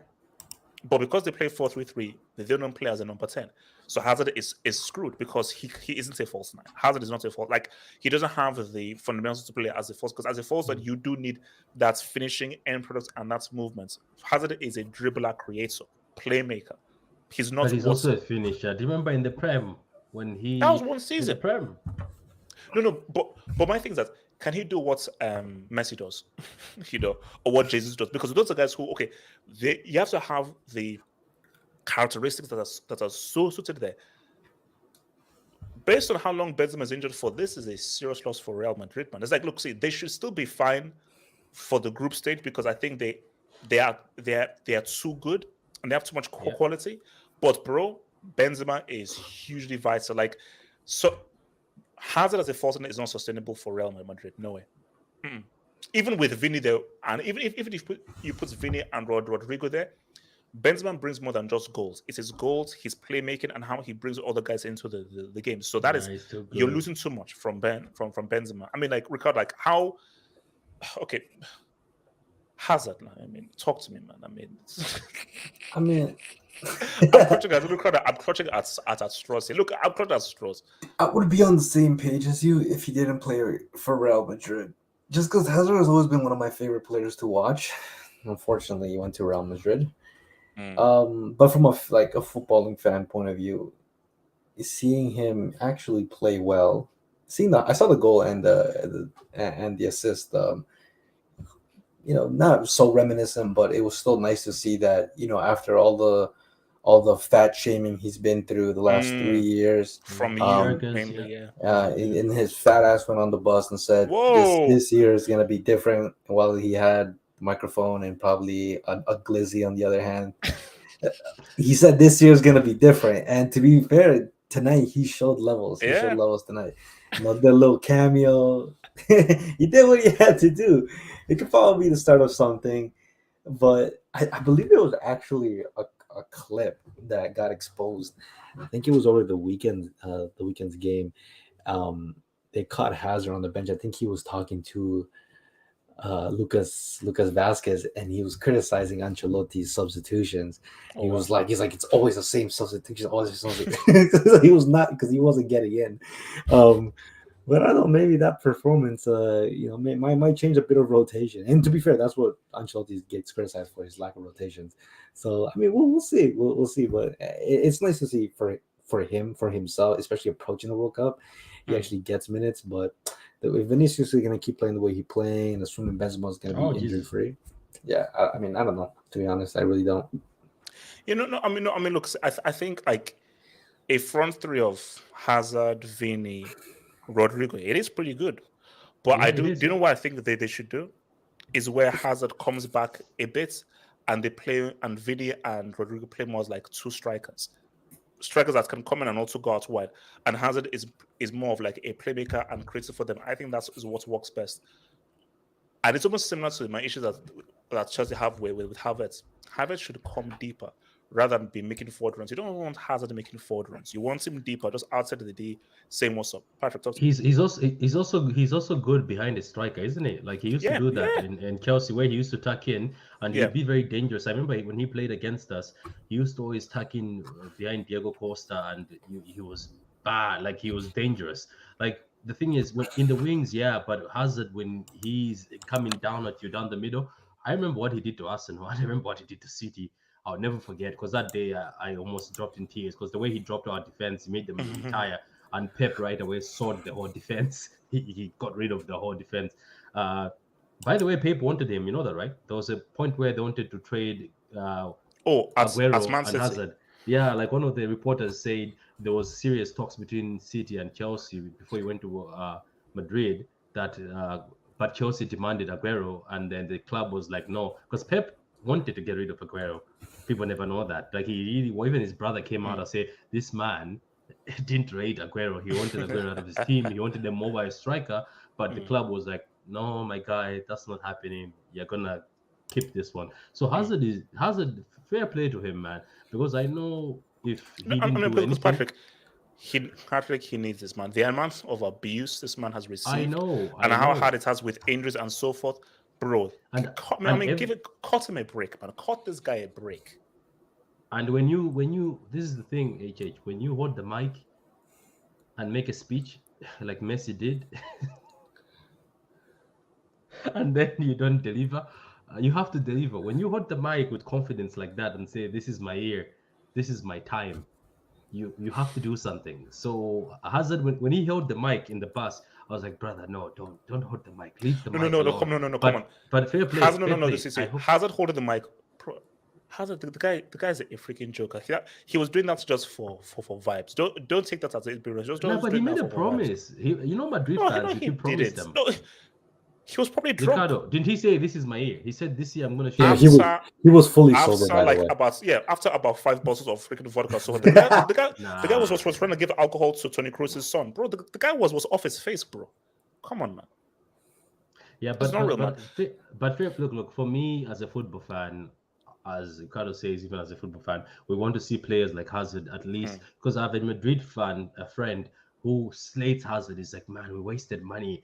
This guy, he's just here to eat pizza and burgers and Hater. this. But right now it's good. Like I would like him to perform like this, and if he has to continue playing the UCL, regardless what team, to just perform. At least let him have one good season, and then maybe get injured and retire. Like at least let him have one good season.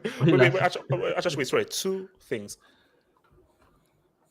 Do you think Real Madrid realistically can win this again, which would be crazy? And bro, how good is Vinny, man? How good is Vinny? Do you mean that sarcastically or like Wait, the Real Madrid thing or the Vinny thing? the Vinny? No.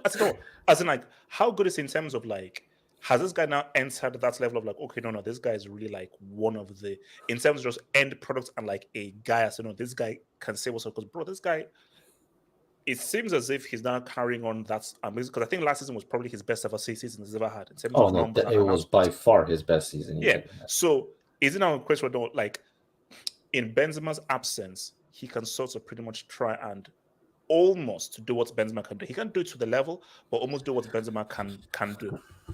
I mean, two different players, two different positions. I think that's just what happens when every player has that standout season, right? Like you're expected to replicate it again and again, and that's when you really get measured amongst the best in your position. I think there's no doubt that last year you could say that he was definitely a top 10 player in the world. Yeah, you can probably make the argument top 5 because he was consistent. It's just not like he started off much last year, and that wasn't much last year. Yeah, and he definitely helped a lot. So we'll have to see if he can replicate what he did last year. I'm not saying it has to be to the same extent. Obviously, if it could be to even similar extent, it would be great for him.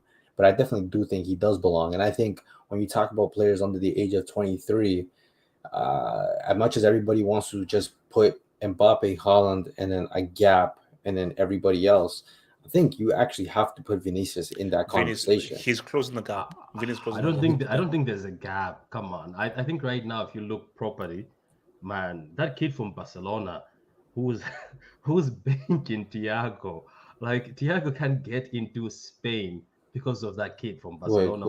Is it Gavi? Well, yeah, Gavi. Yeah. Well, there's two of them. Gavi? Who's the one who gets in? There's one I've watched. I can think about me. I'm sorry. Both of them bench Thiago to me. No, they're both bench. But I'm thinking you're thinking of for probably Pedri. Yeah, I'm confused between the two, but I think it's Pedri. I watched him in the Spanish like highlights. I was just watching them. I was like, who the hell is that? The way he was going about, I was like, there's no way. I was like, I'm sorry, Thiago is saucy, but there's no way he's going to get anywhere near. And you know what? These Barcelona fans, you guys are ungrateful. You guys we are grateful.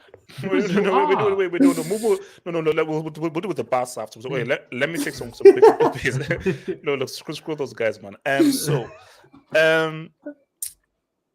Shout out to Juju Man who says HH Todd will run that Chelsea club like McDonald's, all about profits and losses.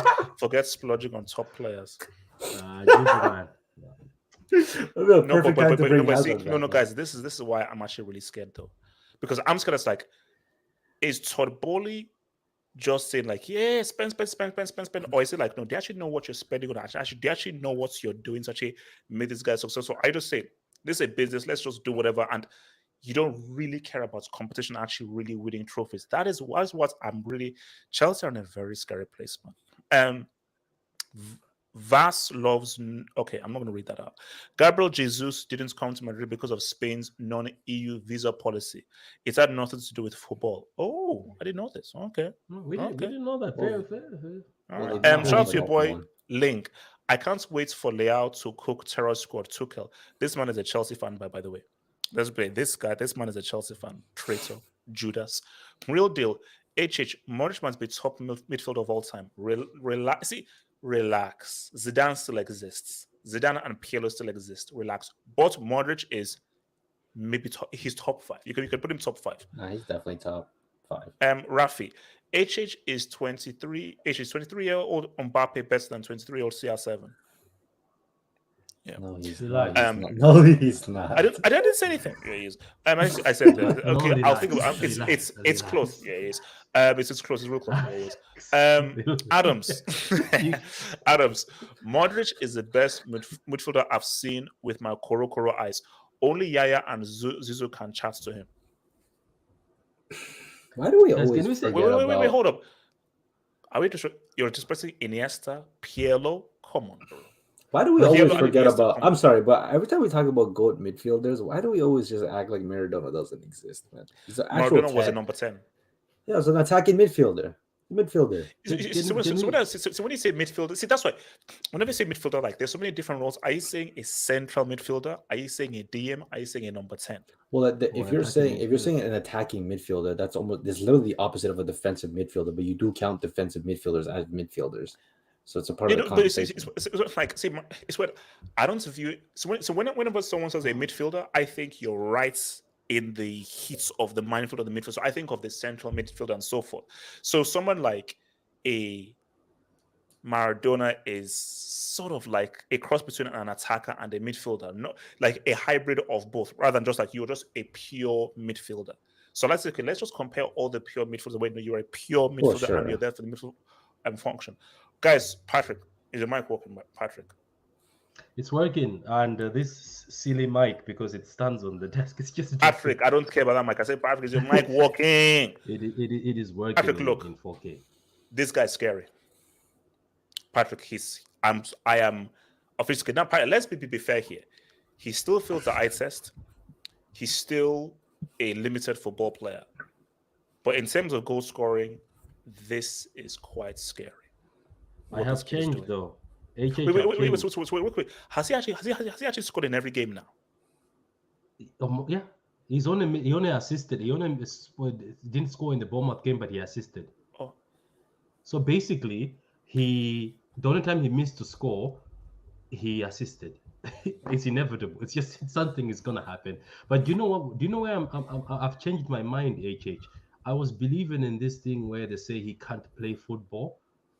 I am watching him, HH, and I'm scared a bit. I'm like, is Pep tuning him? And I was like, if this tuning continues, this will be bad because he's dropping into midfield, receiving the ball into midfield, running and making these sexy passes to the midfielders, and now his passes are reaching the midfielders. It's the midfielders who are breaking it and not scoring. No! I saw one clip where he did like a really amazing control, did like a pass, did like a run, and then he had like a chance. Okay. So every game I've watched now, he seems to be once in a while or 3 times gets into midfield. He controls the ball, turns around, and the thing about him is he's very dangerous in midfield because midfielders and defenders are trying to push him, isn't it? People are trying to hit his legs, and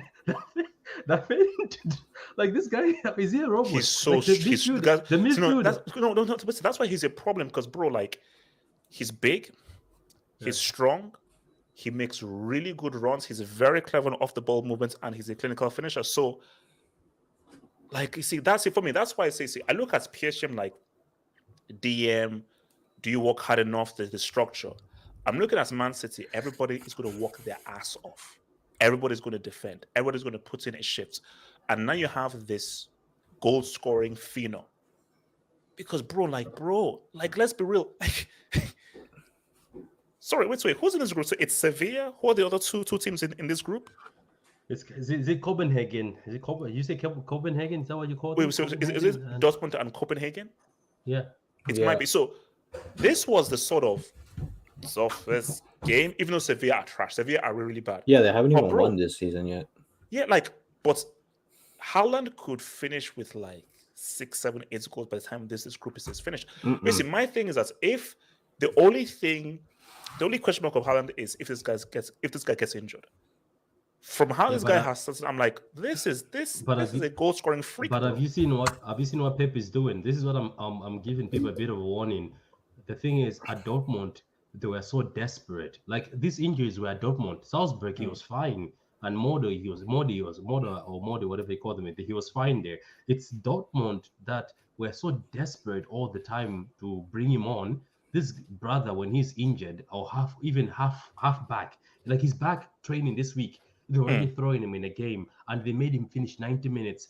Why at City it's dangerous because This guy is bagging 2 goals, 3 goals, and being subbed at 54 minutes, at 60 minutes, and sitting on the bench drinking milk. He drinks milk, by the way. He's drinking milk, smiling, Ricardo, saying, making jokes like, yeah, next game. So what I'm saying is, what I've seen is dangerous. Somebody even said it in the chat, is his link up has improved under Pep, and it looks like Pep is tuning him. And when he gets the ball from midfield, he's so fast that even I've seen people trying to like shoulder him, they're just falling down. So I'm saying, what if this guy starts getting overconfident? Because I've seen him before in Salzburg where he used to be overconfident, get the ball from midfield, run at defenders, and still score.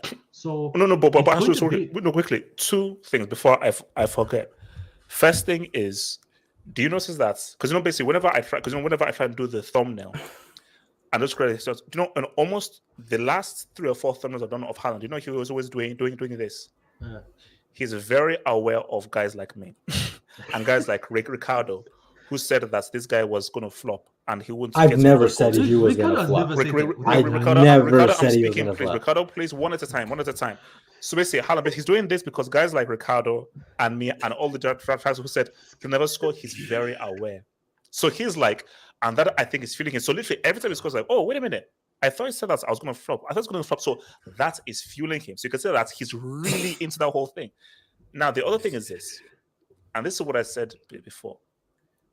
City are one of the most, if not the most creative team in the world in terms of creating chances.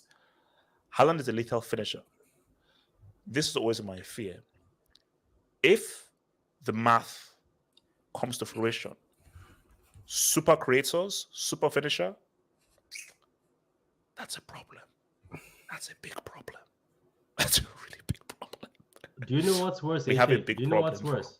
Do you know what's worse, HH? And this is the bad one because people don't get it, right?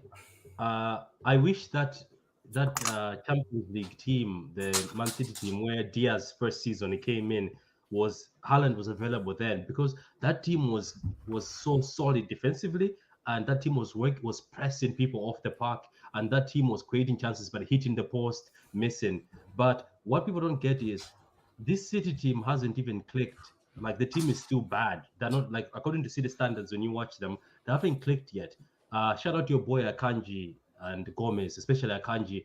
People were saying this brother, I know it was Sevilla, but the brother made Diaz look stable because Diaz hasn't looked stable this season, but the brother made Diaz look stable, and the brother is actually very fast. But the team hasn't clicked yet. It's not the City that presses you. That's still like a bit iffy. They're giving away passes. So all I'm thinking is this Haaland brother, every time he does an interview, he says I'm at 80%. So where is his 100%? I'm waiting for his 100%. What's 100% for him? What is he trying to tell us that? But you're right. I think he's listening to people, because every game he's putting the ear and pointing, saying, "Where are the haters?" But this is it's making me laugh. As a City fan, right? I have watched Haaland before, way before. I was watching him at Salzburg. I was like, "Who is this brother? Who is this guy?" I mean, him and Minamino were on fire. Yeah. The guy who's at Wolves, the Asian guy at Wolves, who's also Yeah. a baller.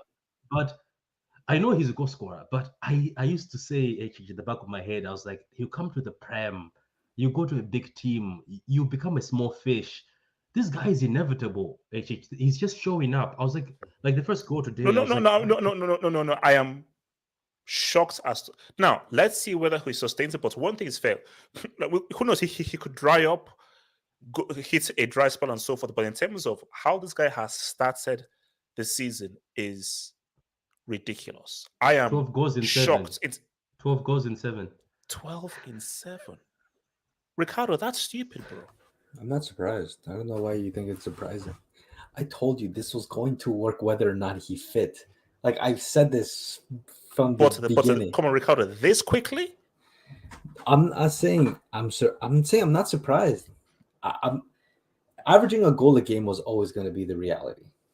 Well, come on, like, I know we want to sit here and be like, he has a little bit of good link-up play, blah, blah, blah. Okay, I mean, that's kind of required for his position, even at the most minimal level. But he's not here for that. I've said it, like, he's not going to score amazing goals. Like, if we look at his 12 goals, let's be honest. Like they're not not No, amazing. no. It's You only, know? it's only the West Ham one where he runs when Yeah, there are two yeah, defenders, and the other one where he holds two defenders back. Yeah, but the yeah, rest it's just I'm there. You find I'm there. yeah. It's like I think out of his 12 goals, I think 6 to 8 of them, I saw the other day, have been inside the 6 yard box. So you can actually say this guy, he's quite literally a poacher on this team. He's your modern day Gerd Muller. That's what he is. And Ricardo, the scruffy goals. He hasn't scored. You know how City gives you a tap in, a proper Yeah, tap in. So yeah, far, it's been scruffy. He has to scruff it in. Like yeah. De Bruyne Guys, no, hasn't given no, him no, anything on the guys. plate proper. 12 in 7 is stupid. No, and like That's stupid. I have told you this so many times. As much as you want to say Ronaldo will never retire his goal scoring, Mbappe and Haaland's goal scoring records for their age is actually better than what Messi's and Ronaldo's was at their age. But can they sustain it? So because Now, I think obviously, yeah, the consistency was crazy. the consistency was crazy, and obviously at their peaks they were putting in high numbers. Will they have those same high numbers? I would expect them more so out of Haaland because of the nature of his game. But it's like I said it from the beginning. This is always going to work. Years old. He's only 22. I think he just turned 22 or something too. Yeah, just turned 22. So if we're looking at the next prolific goal scorer, we are looking at No. Because I think why this is so scary is because this is such a potent mix of crazy creation and crazy goal scorer. Because sure. this is like, again, forget about his football fundamentals in terms of goal scoring, which is off the ball movement, anticipation, and being clinical, right place, right time, and guys who are pass experts. It's a crazy mix. But yes, So my feels like once Haaland is on the wavelength of all these guys like De Bruyne, Gundogan, Silva, I mean, this is gonna get very problematic for But Pete, he has recently started clicking with Foden, and now he started clicking with De Bruyne. Because if you see the first games, De Bruyne was doing those first time passes, and Haaland was reaching there but smiling.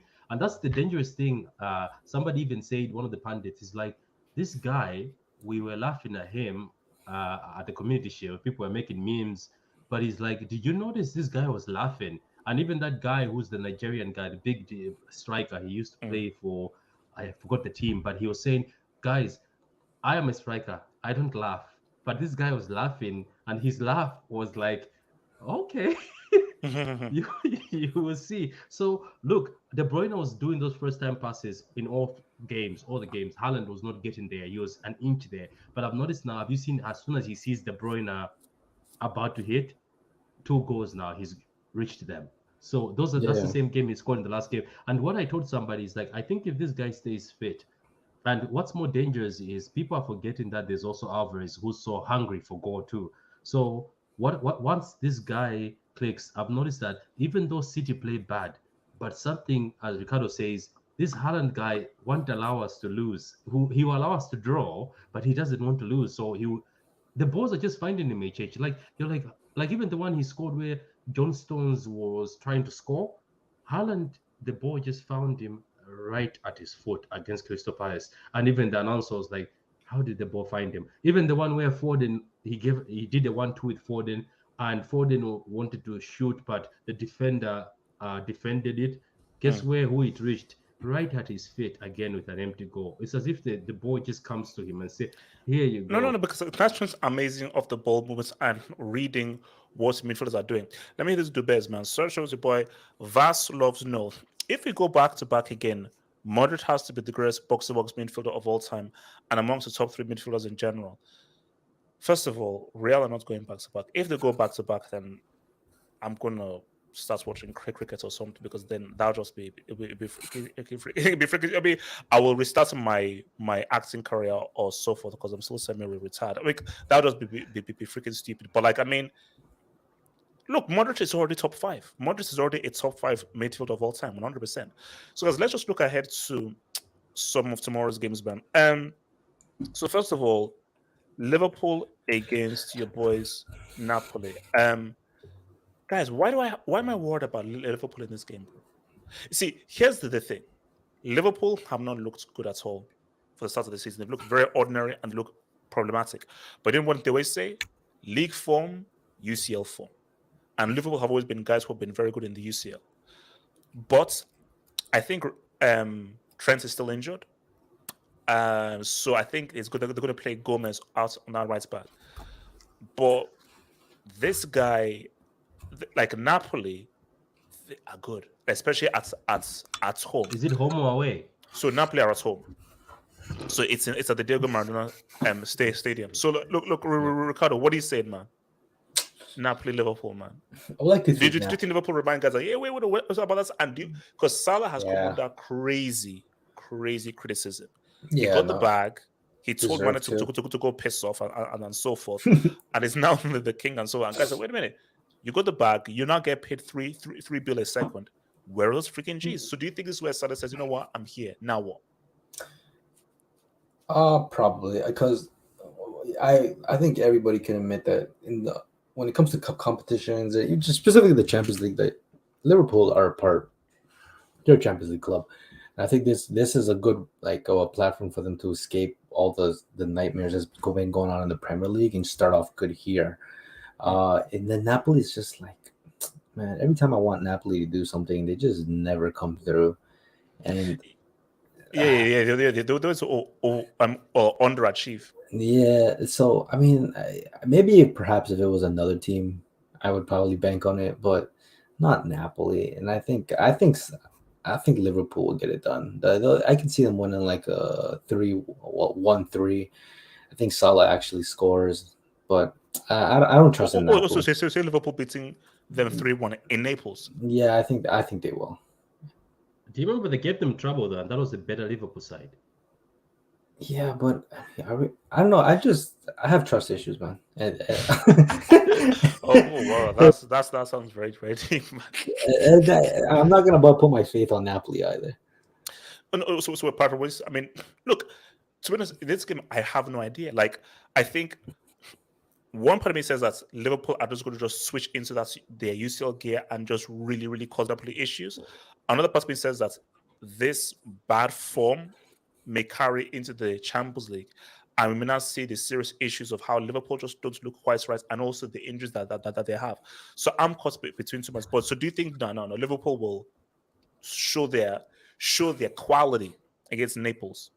No, I saw I don't know. I saw Thiago is training. He's back in training. Thiago is back in training, but I don't think they're gonna play him in this game. It would be surprising to see him, but I don't know, man. I know Ricardo says Napoli, but it's just that midfield of theirs. And you know what, guys? You might say it's Gomez right back. You know, Klopp. It's going to be Milner at right back. No. Come on, he wouldn't dare. He wouldn't like he wouldn't like. He loves him. Klopp would be, because again, now I have to try and remember if I can say this guy's name, man, because this guy's name is quite hard. Because this is a highly rated judging guy, especially Kivica Kvaratskhelia. This guy is supposed to be a very highly rated winger. He plays on the left.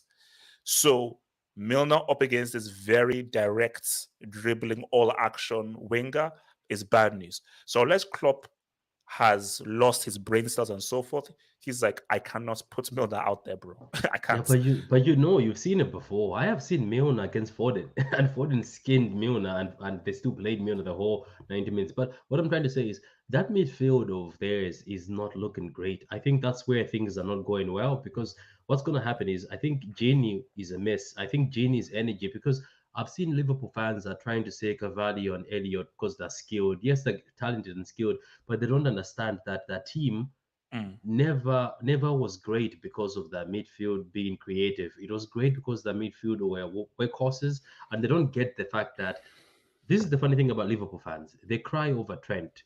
Whenever you tell them Trent cannot defend, they defend Trent more than Trent can actually defend. They defend him more than he can actually defend. They don't know that the system was Wijnaldum was this side, right? Robo's side, and Hendo was always at Trent's side. Guess who used to cover for Trent? Henderson. Henderson with energy Henderson used to sacrifice and he doesn't have the legs anymore. He doesn't have the legs anymore. He used to sacrifice his game, defend on behalf of Trent, let Trent get back, and still when Trent is being skinned, Henderson would go and help him. And I'm just remember Henderson also helps Van Dijk a lot. Yeah. And you can see that Van Dijk isn't getting that same protection that he used to have with Henderson years ago. Do you notice that every time Henderson is put as a DM in Liverpool struggle? Because you know why? Because people just attack the Trent side and nobody's there to. Elliot is not going to do that. Elliot doesn't care. Elliot wants to look good and wants to create, which that's the baller he is. That's why I'm saying, unless Salah and that front shows up, because Trent is not there to create, I say if they don't show up, we will see another disappointment in here. Because looking at them, like you can't tell. So, are you trying to tell me that Fulham is better than Napoli? Napoli. That's where I'm going. Are you not trying to tell me that Everton are better than Napoli? Because I think Champions League can sometimes be like a mental thing where, like, suddenly when you're just playing the Champions League, you just psychologically and mentally just think differently. But if the Liverpool we've seen against Palace, against Newcastle, and so forth shows up in Naples against this Napoli team, they're gonna have some serious issues. So all I'm saying is that I just think that the UCL Liverpool will show up. They'll just click into Champions League gear and they will look a lot better than they look in the league. So that's just what I am going to give them. So I'm going to say that Liverpool probably get the win, and I think this is maybe something that will kickstart their season, because they can't continue to look at this ordinary. Because if they do not play, are going to because look, score prediction. I'm going to say 2-1 Liverpool.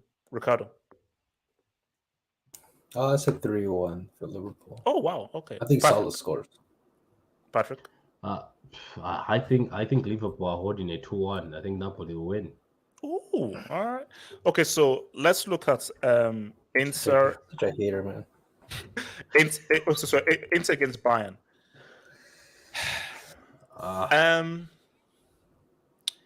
Inter seems to have fallen off slightly, but I find this game tough to call.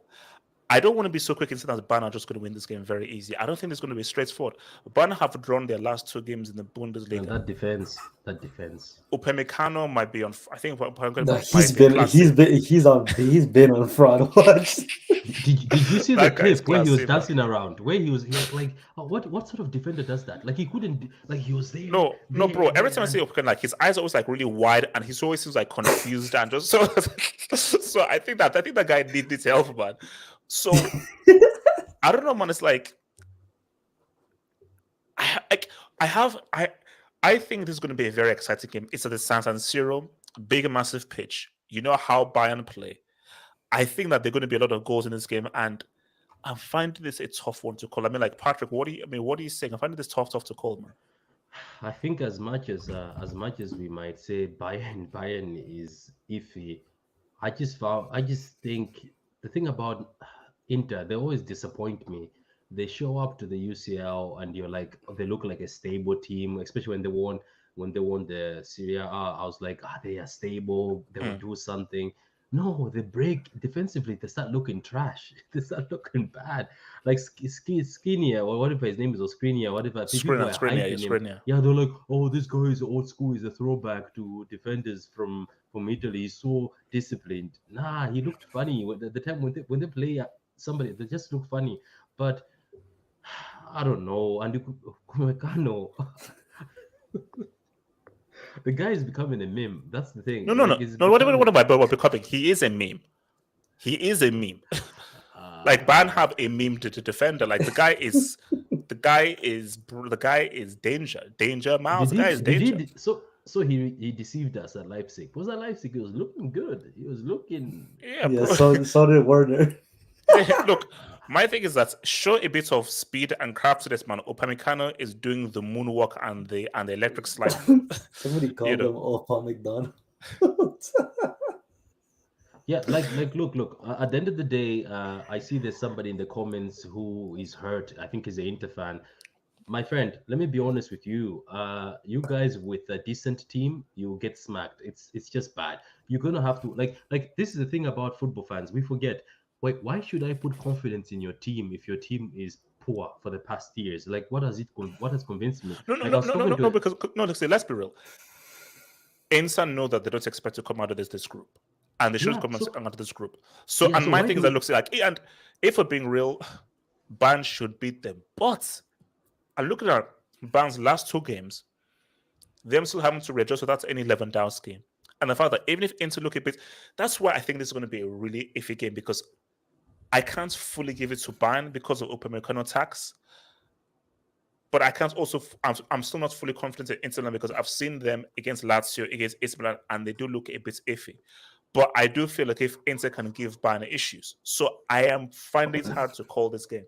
Do you know what I can say? I think this game, right? This game, what I can say is it's just going to be somebody who outscores the other. I think it's going to win. It's not going to be Yeah. won by defense. It's going to be Yeah. outscoring the other. But if you take that, that means it's Bayern.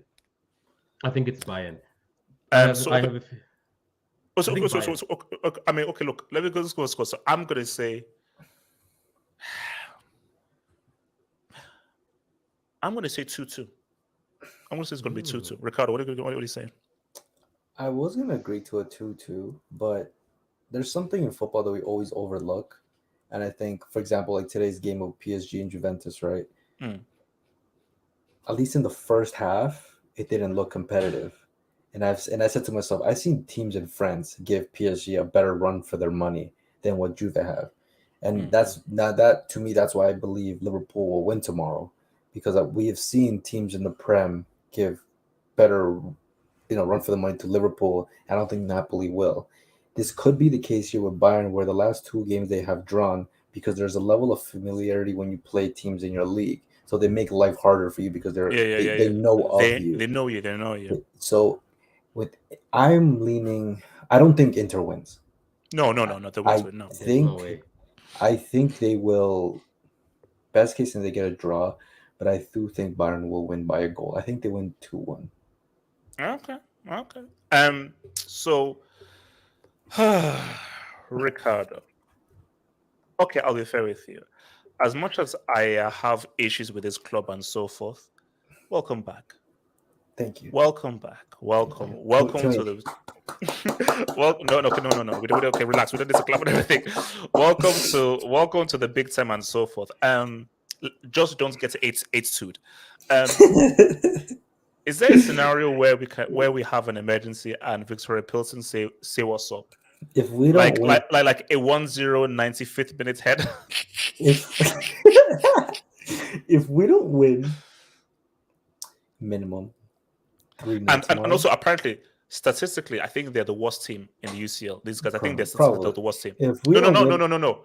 Not probably. They are. Okay. So yes, they are. All right. So Victoria Plizzi, if we don't beat them by a minimum, I want to watch my tone here because I was gonna say 4, but I'm gonna say 3. If we don't win a minimum of 3-0, we're not winning this Champions League.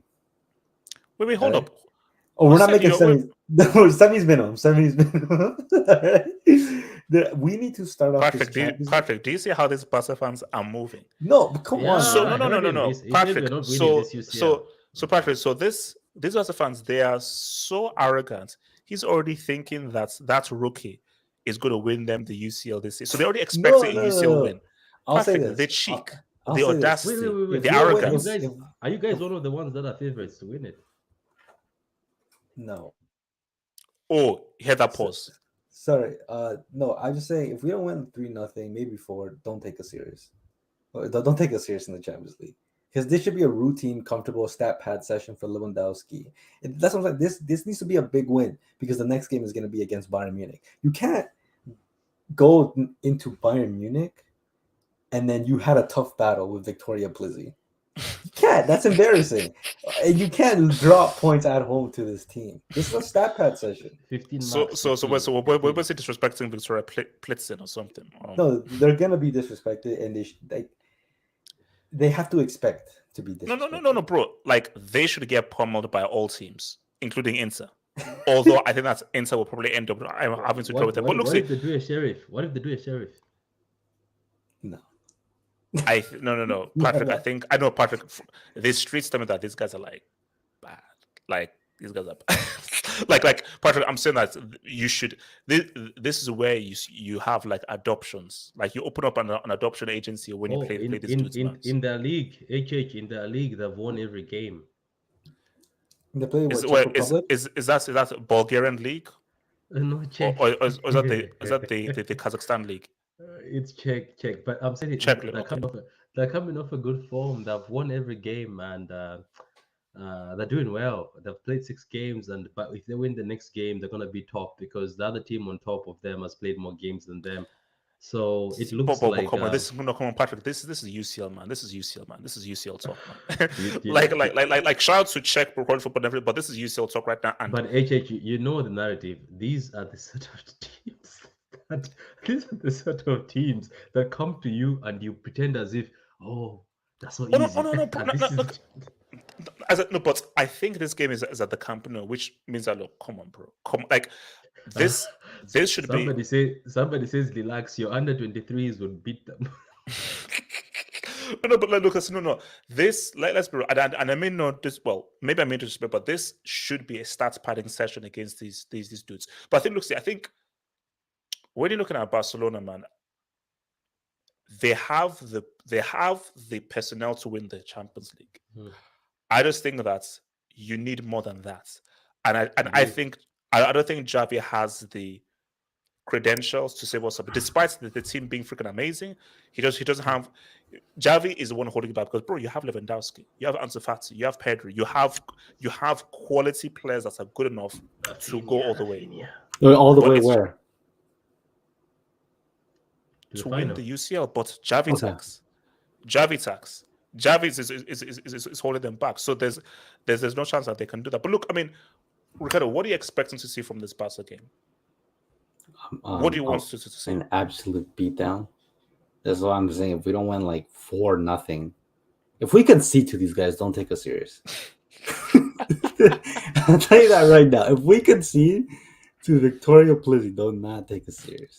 Abris Fese, Madrid has France's future midfielder Tchouameni and Camavinga. Yep, but both can't tie Pogba's shoelaces. No Pogba, no Partey. Silence FC. Lakaka had 11 goals in 10 at United. Then Jose packed the bus. And if people want to hit on your boy Lukaku, man. If Victoria Pfizer beats Lassa, hashtag induct Barca, hashtag COVID. Guys, do you know that? Do you know I've seen this story players before? We crack jokes and so forth. And, we could be having this situation like that. So Barca somehow drew 0-0 against Victoria Pills. Like, because these guys could be like, oh, wait, everybody thinks that we're going to get destroyed. Lever's going to score like 5 goals. Maybe they may rack up, because see, for me, I am watching because I can't watch 3 games. I can only watch 2 games. So my games are Liverpool, Napoli, and Inter Bayern. Should I keep an eye on Barca? Yeah, because these guys have nothing to lose, though. These guys have nothing to lose. I'm pretty sure they're sitting there saying... I have to watch 3 games. But you got to be careful. You got to be careful because if you see Lewandowski score, if you see the U score, if you see Rafinha score, maybe Kunde might sneak in another one. It could be real bad for Chelsea fans. Oh yeah, PTSD. Actually, you know what? on second notes, I think I'll ask. Guys, Patrick, Ricardo, Swell. So guys, we'll be back here again for the post-match of Interban, and we pray that Barca somehow screw up. I'm gonna wear a Victoria Pilsen jersey, man, to tomorrow. I have one more question. I have one more question for Patrick. Yes, sir. Patrick, does Man City win the Champions League this year? Can we stop asking this? Because Patrick, he asked you a direct question. Say the question. Yes you or no? Gotta back your team. Say it with your chest, man. Say it with your chest, with conviction. Yes or no? Do you know my hope after Chelsea? My hope is gone. I'll say no. So they got Haaland for no reason. Basically, in translation, that means yes. Guys, peace out. Thank you, Ricardo. Thank you, Patrick. We'll see you guys tomorrow night. Peace.